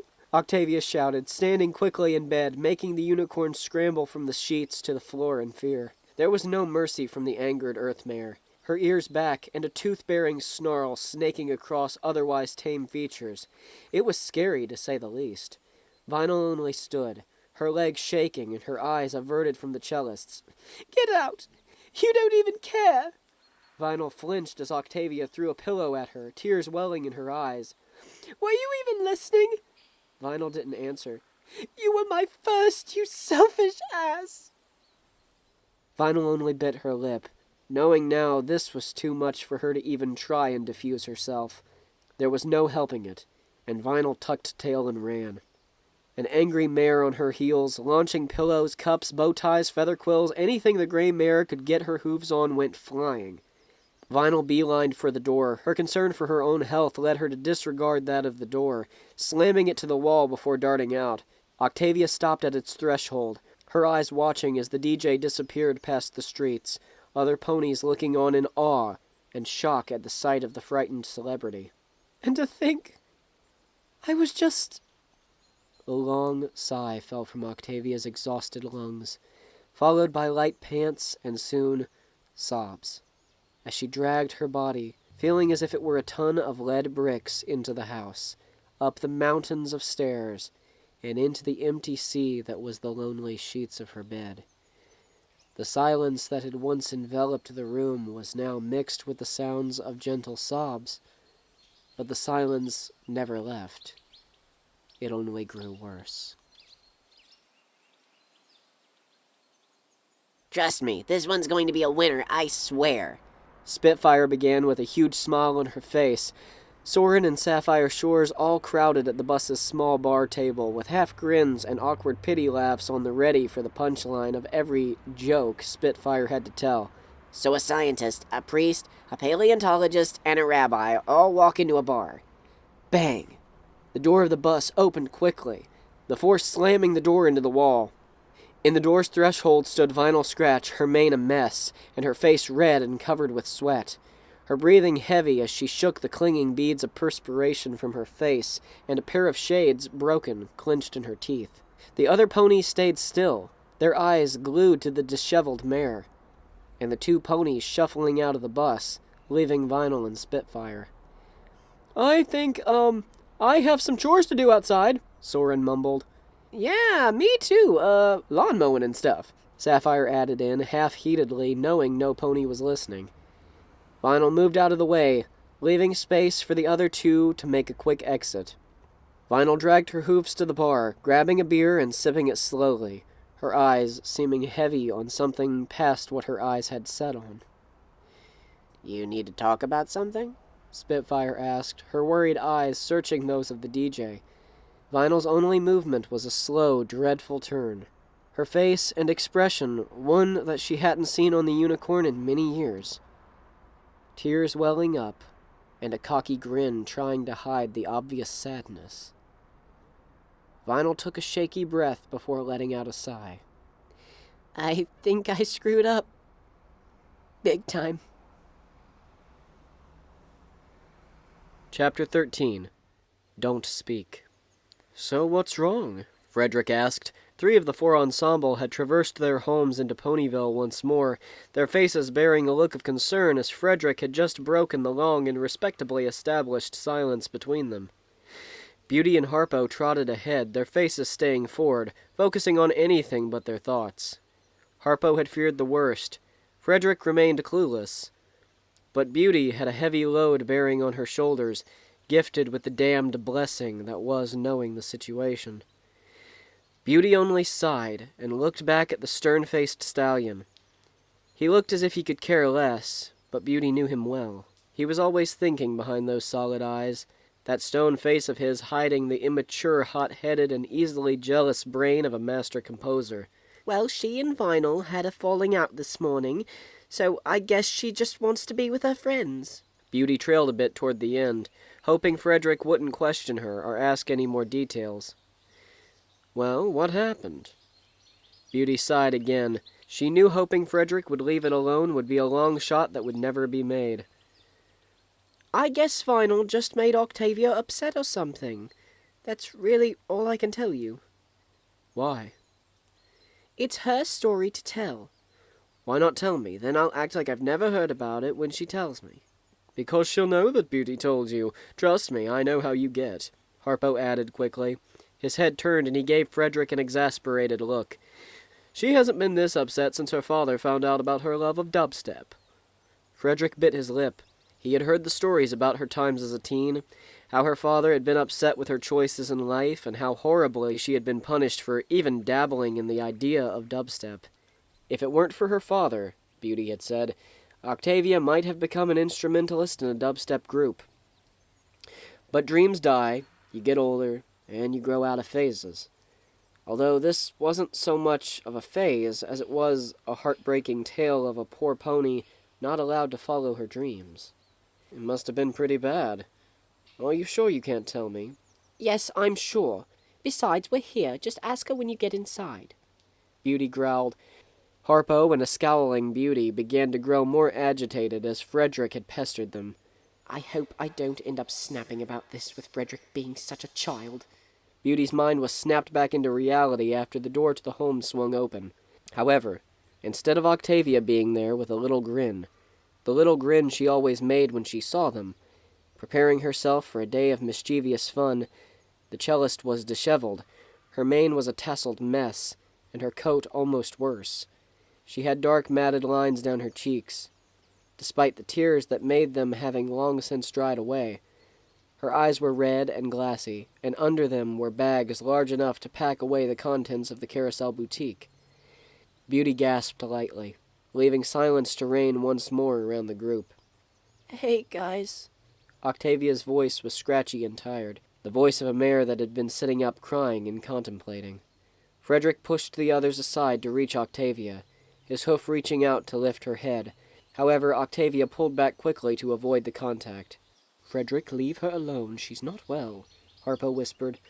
Frideric turned to see Octavia was still looking down at the floor, her eyes seeming to look past the ground itself. You guys can come in. It's just been really quiet lately. Octavia finished and turned to let her friends in. It was odd. It had only been a few days since they last saw her, but it seemed like their friend had changed so much in that little bit of time. The entire ensemble gathered together, taking their favorite seats, Frideric in his little ottoman seat, Harpo in the armchair, Beauty in the love seat, and Octavia on the three-man couch opposite the armchair and the ottoman. The four friends sat in silence, the room's foreboding menace pierced them. Had it always been this dark in here? Was it always this creepy? How long has Octavia been living in this kind of silence? So what did that vile DJ do to you? Frideric had once again shattered the silence, his own voice nearly blowing away the shield of the other's ears. Whatever it was, I'm sure I could help rectify it. Frideric, don't pester the poor girl, Harpo shouted in seething anger. Don't you make me the villain here. I know you're just upset because I'm brave enough to ask. Brave or insensitive and ignorant? How dare you? I try to be a good friend and you insult me. What's wrong with me wanting to help her? The two stallions continued to argue, their voices having broken the silence, but to Octavia, the silence was still there, looming over her. It's so strange, Octavia began quietly. Her words attracted the attention of Beauty, who had since tuned out the other two's bickering. What is, Octavia? Beauty asked, her face bearing the look of a concerned mother. Well, even though Vinyl didn't talk much, everything seemed so much more lively and, well, better. Now that she's gone, it's like no matter what I hear, it's always quiet compared to being with her. Does that make any sense? She was keeping your attention. Yes, but now I don't know. Did you, like her or something? I don't know. Octavia wasn't about to reveal to Beauty if she was really into Vinyl. Not like in that way. As far as Beauty was going to be concerned, Octavia had a moment of weakness, and she slept with a pony she really enjoyed being around. Not that being a filly fooler was some big secret, but what would they think of her being in love with Vinyl? They would likely scold her and tell her she was crazy, that she shouldn't have fallen for a pony like Vinyl. She was a DJ, and DJs were known for being loose and sleeping with fans. I'm going to take that as a yes. Please don't. The two stallions had not once taken a break from their arguing, the both of them now standing and shouting at each other, although it wasn't clear what about. It sounded like they were arguing about Vinyl being a heathen or something. But Octavia didn't feel like getting involved, regardless of whether it were true or not. Beauty and Octavia just sat in silence as they watched the two stallions bicker. Octavia soon began to regret calling them all over at once. So, you just left? Spitfire asked, her drink balancing on her hooves as she juggled it between them. Vinyl sighed and nodded. She just seemed so upset. I didn't want to make it worse. But you could have spoken up. Yeah, right. Half of the conversations you and I share are a game of charades, not like I would shout. Especially with her. So, what do you plan to do? Move away and never look back? That's not an option. Why not? Spitfire sat back in her seat and sighed. You like this filly, right? Vinyl nodded, still looking past anything in particular as she listened.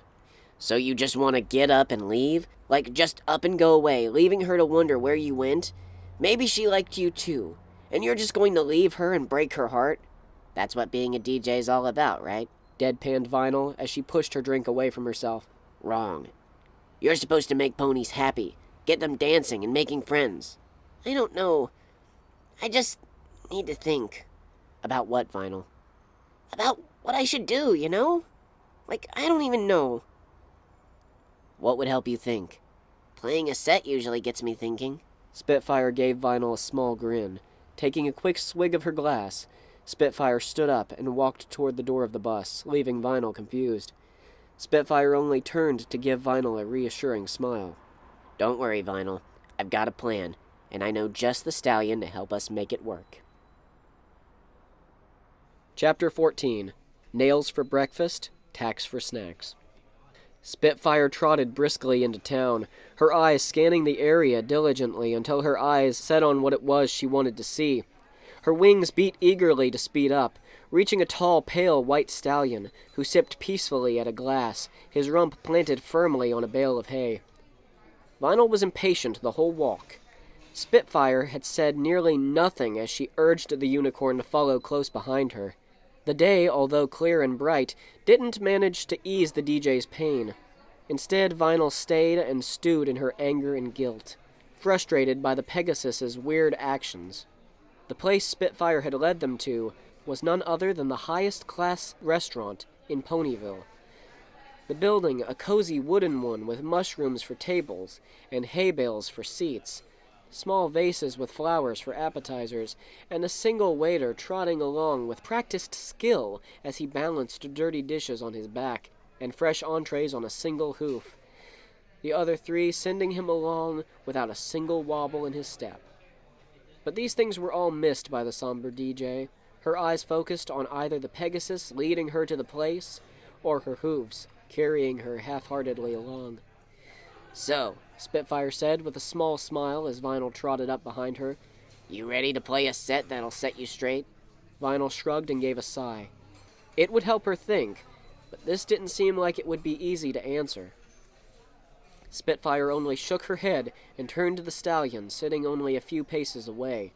His head since moved to greet the two mares, a gentle smile on his lips. Hello, ladies. Fancy Pants waved them over with a hoof. What is it I've done to be blessed with the presence of such lovely company? Vinyl has a crush, but she messed it up and wants to think about it. Spitfire blurted out quickly. Fancy tapped his chin with a fake thinking face.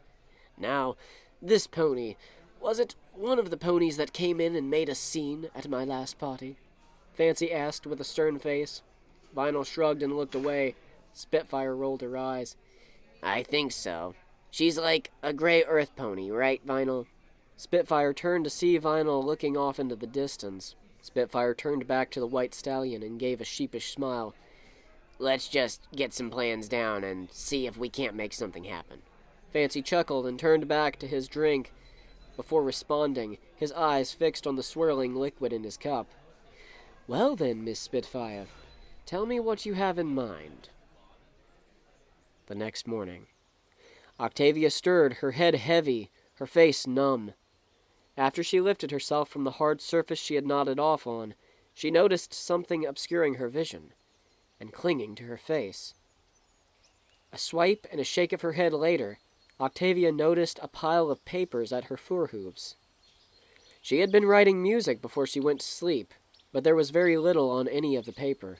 Maybe a few notes here and there, but nothing good. Nothing that could be worked on.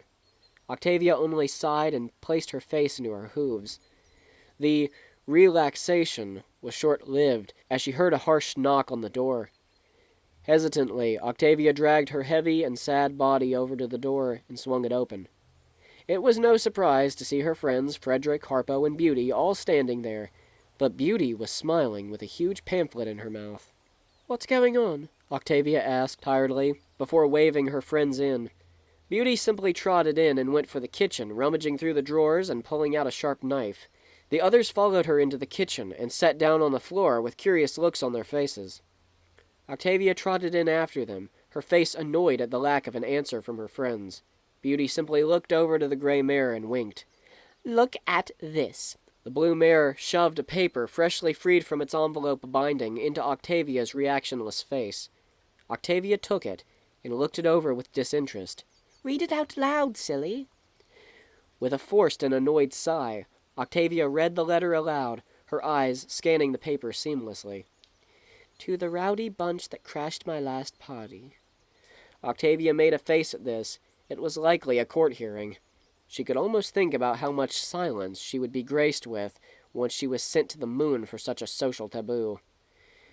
"You have been invited to a second party by Sir Fancy Pants and his comrades.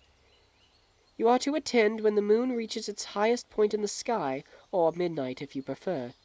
There is no dress code, and you will have all the amenities free, as well as an open bar and music being played live. There will also be, if you should need it, open rooms for overnight board and other activities such as hot tubs, pools, and games. The party is not an option. It is mandatory or legal action will be taken against you. Thank you, Sir Fancy Pants." Octavia dropped the letter on the ground. The rest of the group all fell silent. That is, until Frideric spoke up with a cough. "Looks like we're all going to a party tonight, guys." The 15th and final chapter. Please don't stop the music. The house was packed again, a group of ponies walking in each minute, all with bright smiles and bright eyes. Fancy Pants had sent out invitations to a large group of lower-class locals who failed to attend to the last party, giving the event a whole new face compared to the last one, where almost every pony was gussied up in some way or another. Today, however, most ponies settled to attend in the nude, or with a single hat. Some had a necklace or a small tie, but nothing too crazy. Fancy Pants stood looking over the set on the stage, his hooves tapping eagerly on the polished wood, and his eyes wandering over the bundles of wires that were strewn across the stage. "Miss Scratch," Fancy began as he looked back to see the unicorn fiddling about behind a large black chest holding her set, as she called it. Vinyl lifted her head to regard the other unicorn. Yeah?" Vinyl muttered, half interested. "How long exactly is it going to take you to set this up?" "I don't know. Shouldn't be longer than a few minutes." "Well, I don't want to rush you, but I think you should get it set up quickly before the masses get all in here. I mean, I wouldn't want you to be setting up in front of all those expecting guests." "Yes." Vinyl just continued at her pace, her hooves aimlessly bumbling around with the box until her hoof touched a familiar rustic rope, the twine material feeling almost foreign to her now. Vinyl sighed as she pulled it out to find a little stone attached to the end. Her necklace had gone ignored for so long, and rightfully so. There was no point in keeping it around any more. It reminded her too much of that lovely gray mare that she had hurt. "I should have just stayed," Vinyl mumbled to herself half-heartedly, knowing now more than ever before that her choice was indeed selfish, but it was likely too late for that now. Octavia slowed behind her friends, their excitement beginning to wane at the not-so-enthused cellist that dragged along as if she were mucking through tar. "Come on, Octavia," Beauty began with a roll of her eyes. "I know it was rough, but I mean, you can always just find another pony here to spend time with. Vinyl wasn't that special, was she?" "Perhaps," Harpo began with a smile. "You could just find a stallion to pass the time with." Harpo gave a sharp laugh as he saw the disgruntled look on Frideric's face. His muzzle had scrunched into a satisfying twist, his eyes narrowed in what was supposed to be intimidation, but fell very flat. Octavia ignored her friend's words and trudged along with a sigh. "Do you think she'll be there? I mean, she is a DJ. Octavia mused sadly. Beauty shrugged. Despite her worry, she seemed flippant, and simply continued their short walk down to the large, rustic, and appealing home of the rich and ever-famous Fancy Pants. The set was complete, the crowd happy and drinking, enjoying their time there, sure to try and remember this night to tell their friends, bragging about being able to attend the party featuring the ever-famous DJ PON-3. However, the DJ didn't quite seem herself. The loud and happy stage pony seemed more somber. Vinyl knew they were waiting for her to shout and put on a face, the face that ponies paid hundreds to see. Ponies that would wrap around buildings in long lines to get in any venue that featured her name, regardless of the event. Instead, Vinyl stood on the short stage before her crowd, a shadow seemingly over her face and hiding her eyes more than any shades ever could. She raised her hoof and hit play on the set, a CD already in place in the tray, and a playlist ready to be mixed on the fly. As the beat kicked in, Spitfire walked up to the stage with a smile, a microphone in her hoof. "Ladies and gentlemen," she began in a slightly commanding voice, hoping that the confused ponies would perk up a bit with the change in mood. "We have a special event tonight. The legend DJ PON-3 will be playing a special set for you.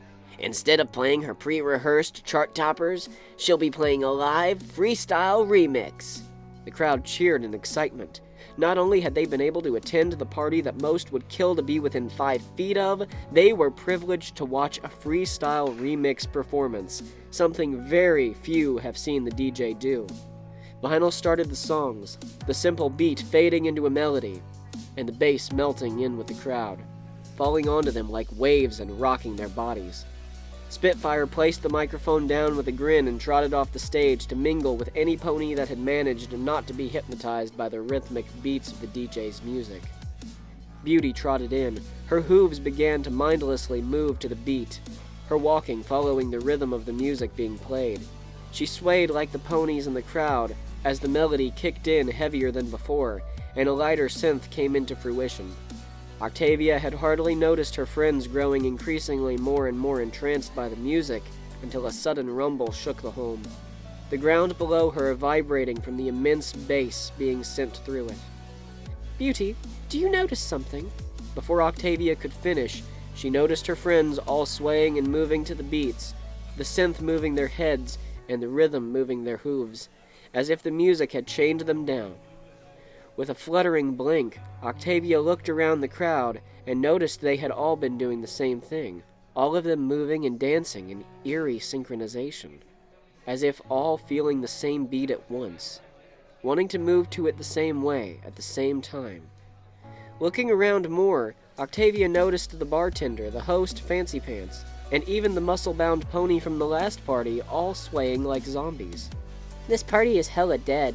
Well, living dead, am I right?" A familiar voice said, accented with a firm pat on Octavia's back.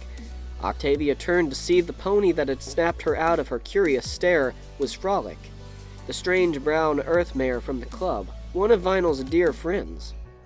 She had her signature red shades and black collared vest.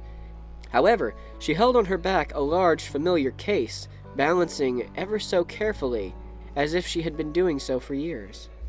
However, the large case was not the first thing that was on the gray mare's mind. "What's going on? Are they under a spell?" Octavia asked with a shudder. Frolic simply shook her head with a laugh so loud another dancing pony turned and shushed her, then turned to resume her swaying. "Nah, they're feeling Vinyl, and her music, through her music." "What do you mean? You ever play a piece that made your heart sink in sadness, or fly with a happy flutter?" Frolic asked with a small smile. "Well, yes, but... the brown mare interrupted with a wave of her hoof. "There's no need to explain it, but there is a sure way to tell why." "Then why?" "She's hurting. For you." Octavia turned to see Vinyl still up on the shallow stage, although it seemed like she was farther away, shrouded in darkness, eating away at herself with guilt. What should I say to her? Frolic just handed her the large case she had on her back and smiled, backing up a bit to let the gray mare look over the item in her hoofs. Octavia looked it over and turned back to see Frolic had once again vanished into the crowd. but seemingly not well enough, as Octavia saw the mysterious mare tip hoof slowly and carefully to the bar, waving for a drink as the swaying pony poured and served her. Octavia looked at the mare and gave her a confused look, only to be given a mouthed "shoo" and a dismissive wave. Octavia simply turned and looked at the sullen DJ, who had since mixed a new track, but left the crowd in a similar state, swaying in time, heads down, eyes closed, and hooves moving to the beat. Dragging the case close, and leaving in her wake a herd of disapproving dancers, Octavia managed to make it to the stage and stand near the pony in charge of the rhythmic and organized chaos. Vinyl was sitting there, focused on her music and her hooves moving almost mechanically, her eyes glazed over what she could see, and her head swaying as she poured what seemed to be left of her soul and consciousness into the track. Octavia looked on as the pony she cared for, the pony that made her feel less silent, played a song so void of energy and moved a whole crowd. "Vinyl," Octavia began, only to notice her words did not reach the DJ. Instead, Vinyl played on, her eyes watering now. "Vinyl, please. I need to." Vinyl only turned up the volume a bit and brought in a more aggressive bass. "Vinyl, I mean it. I need to talk." Louder, faster bass. The movements of the ponies grew faster and more aggressive with the music. Octavia looked over the crowd as she watched their heads bang and shouted in frustration, "Vinyl, stop this at once! We need to talk!" Again, the alabaster unicorn ignored her words and instead responded with a pitched synth upward scale and a suspension that left the ponies breathless and the atmosphere without air to breathe. Octavia's heart fluttered, and with instinct reached for the case, flinging it open in a single motion, and in her arms did she manage the large, worn cello that had laid inside, the bow entwined in the strings and falling effortlessly into her hoof. Vinyl dropped a bass so heavy, a beat so savage, the floor shook harder than before, leaving the ponies in a primal state of lust and frustration, and creating mosh pits in every corner. Even Frolic had succumbed to the immense music, tearing off her jacket and dancing on top of the bar, her glasses chipped and her body dancing and writhing in primal pleasure, known only as the release of emotions through dance. Octavia only responded with a heavy pull of the bow over the strings. The screeching noise didn't seem far out of place for the genre, and she continued with a combating piece she had never read or even played. Instead, she played from her chest. Whatever feeling she had, it came out through the bow. It was uneven, it was nasty, but most of all, it felt good. Octavia's bow began to shred as she ravaged the cello with it, Vinyl combating with her, until soon their music became one, and the beats and flurries became a heated mess of highs and lows. The music was no longer combat, it was ardent, passionate, but mostly, and likely to leave a blush on the face of the certain gray cellist, concupiscence. Vinyl's brow held a bead of sweat that threatened to trickle into her eyes, her heart beating harder and harder as she tried to fight the music Octavia had provided her, but she couldn't.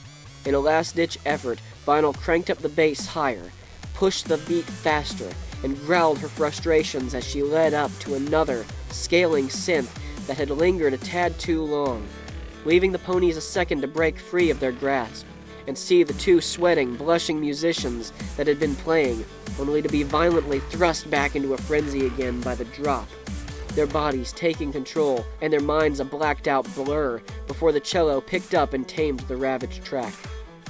Vinyl closed her eyes, trying to escape the inevitable. Her music was slowly falling back into rhythm with the cello, a pleading, crying cello that Vinyl had no choice but to surrender to. As the cello calmed and the music slowed, so did the beat. Vinyl finally stopped it completely, and falling into a heap on the ground, the ponies in the audience slowly came back from their daze. Dropping the cello and rushing to the fallen unicorn, the gray cellist wrapped her hooves around the fallen DJ and brushed her mane aside. "You all right, Vinyl?" she asked, her eyes looking over the mare before her. Vinyl simply smiled and nodded. "Yeah, babe. I'm better than fine."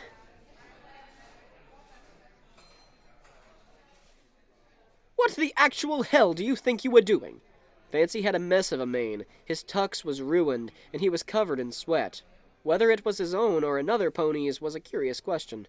His eyes were wide, and he looked around his home frantically, ponies hindering him as they laid haphazardly across the filthy floors, blocking broken doors, and some having smashed themselves out of windows, their bodies hanging, and the bar covered in vomit, booze, and other mysterious liquids. Most ponies were bruised or scratched. Others were badly beaten with black eyes and lumps, bits of mane pulled out and bloody snouts. And while quite a few were passed out from either double-hoofing their drinks to the bar, to mosh pits gone awry, others were staggering out of the disheveled and disgusting home. My home is a wreck. I sure hope you weren't planning on leaving any day soon. Vinyl stood with a sheepish grin and shrugged as she heard the stallion yell at her. I don't think she meant for all this to happen, sir. Octavia butted in quickly. Fancy only scrunched his nose and shook his head. No, of course not. But it was not only her wrongdoing that caused this mess to occur. Fancy began with a snarl. Oh no, Miss Octavia, you get a nice dose of punishment as well. The two of you will be fixing up my place until it's done. No leaving the town. I will let the local guard know to keep you within the city bounds until you've finished, and I want no backtalk about it. Fancy stormed to his bathroom on the second floor, his hoofsteps echoing as the creaky floorboards screamed in painful, sore agony as he marched along them. Oh, Vinyl, I'm so sorry. You have to stay here. I know how badly you wanted to leave. Octavia began with a small sniffle. If there was anything Octavia wanted at this point, it was for Vinyl to be happy. Surely, after that argument they had earlier, Vinyl didn't want to stay with her in Ponyville for long. What do you mean? This is great! Vinyl said with a smile. Octavia looked up, shocked at the response. What? What about the touring? Your future? Can all wait if I have a reason to stay here. I'm sure my fans can handle a few weeks without me. With a mess like this, it might take months. Or even years. Vinyl's grin widened as she looked at the mare beside her, a grin just as big and goofy adorning her face. With a sudden leap, Octavia clasped her arms around Vinyl, squeezing her tight as they stood amidst the scene of utter chaos and destruction, so vile and intense Discord himself would flee in fear. Sadly enough, the homeowner was not having as sweet a moment as the two musical mares. As his bathtub gave way, his body falling down with it through the floorboards, and to the first floor near the few still hungover ponies who groaned at the loud noise, his face growing ever redder, as he watched the two happy mares trot off into the sunset.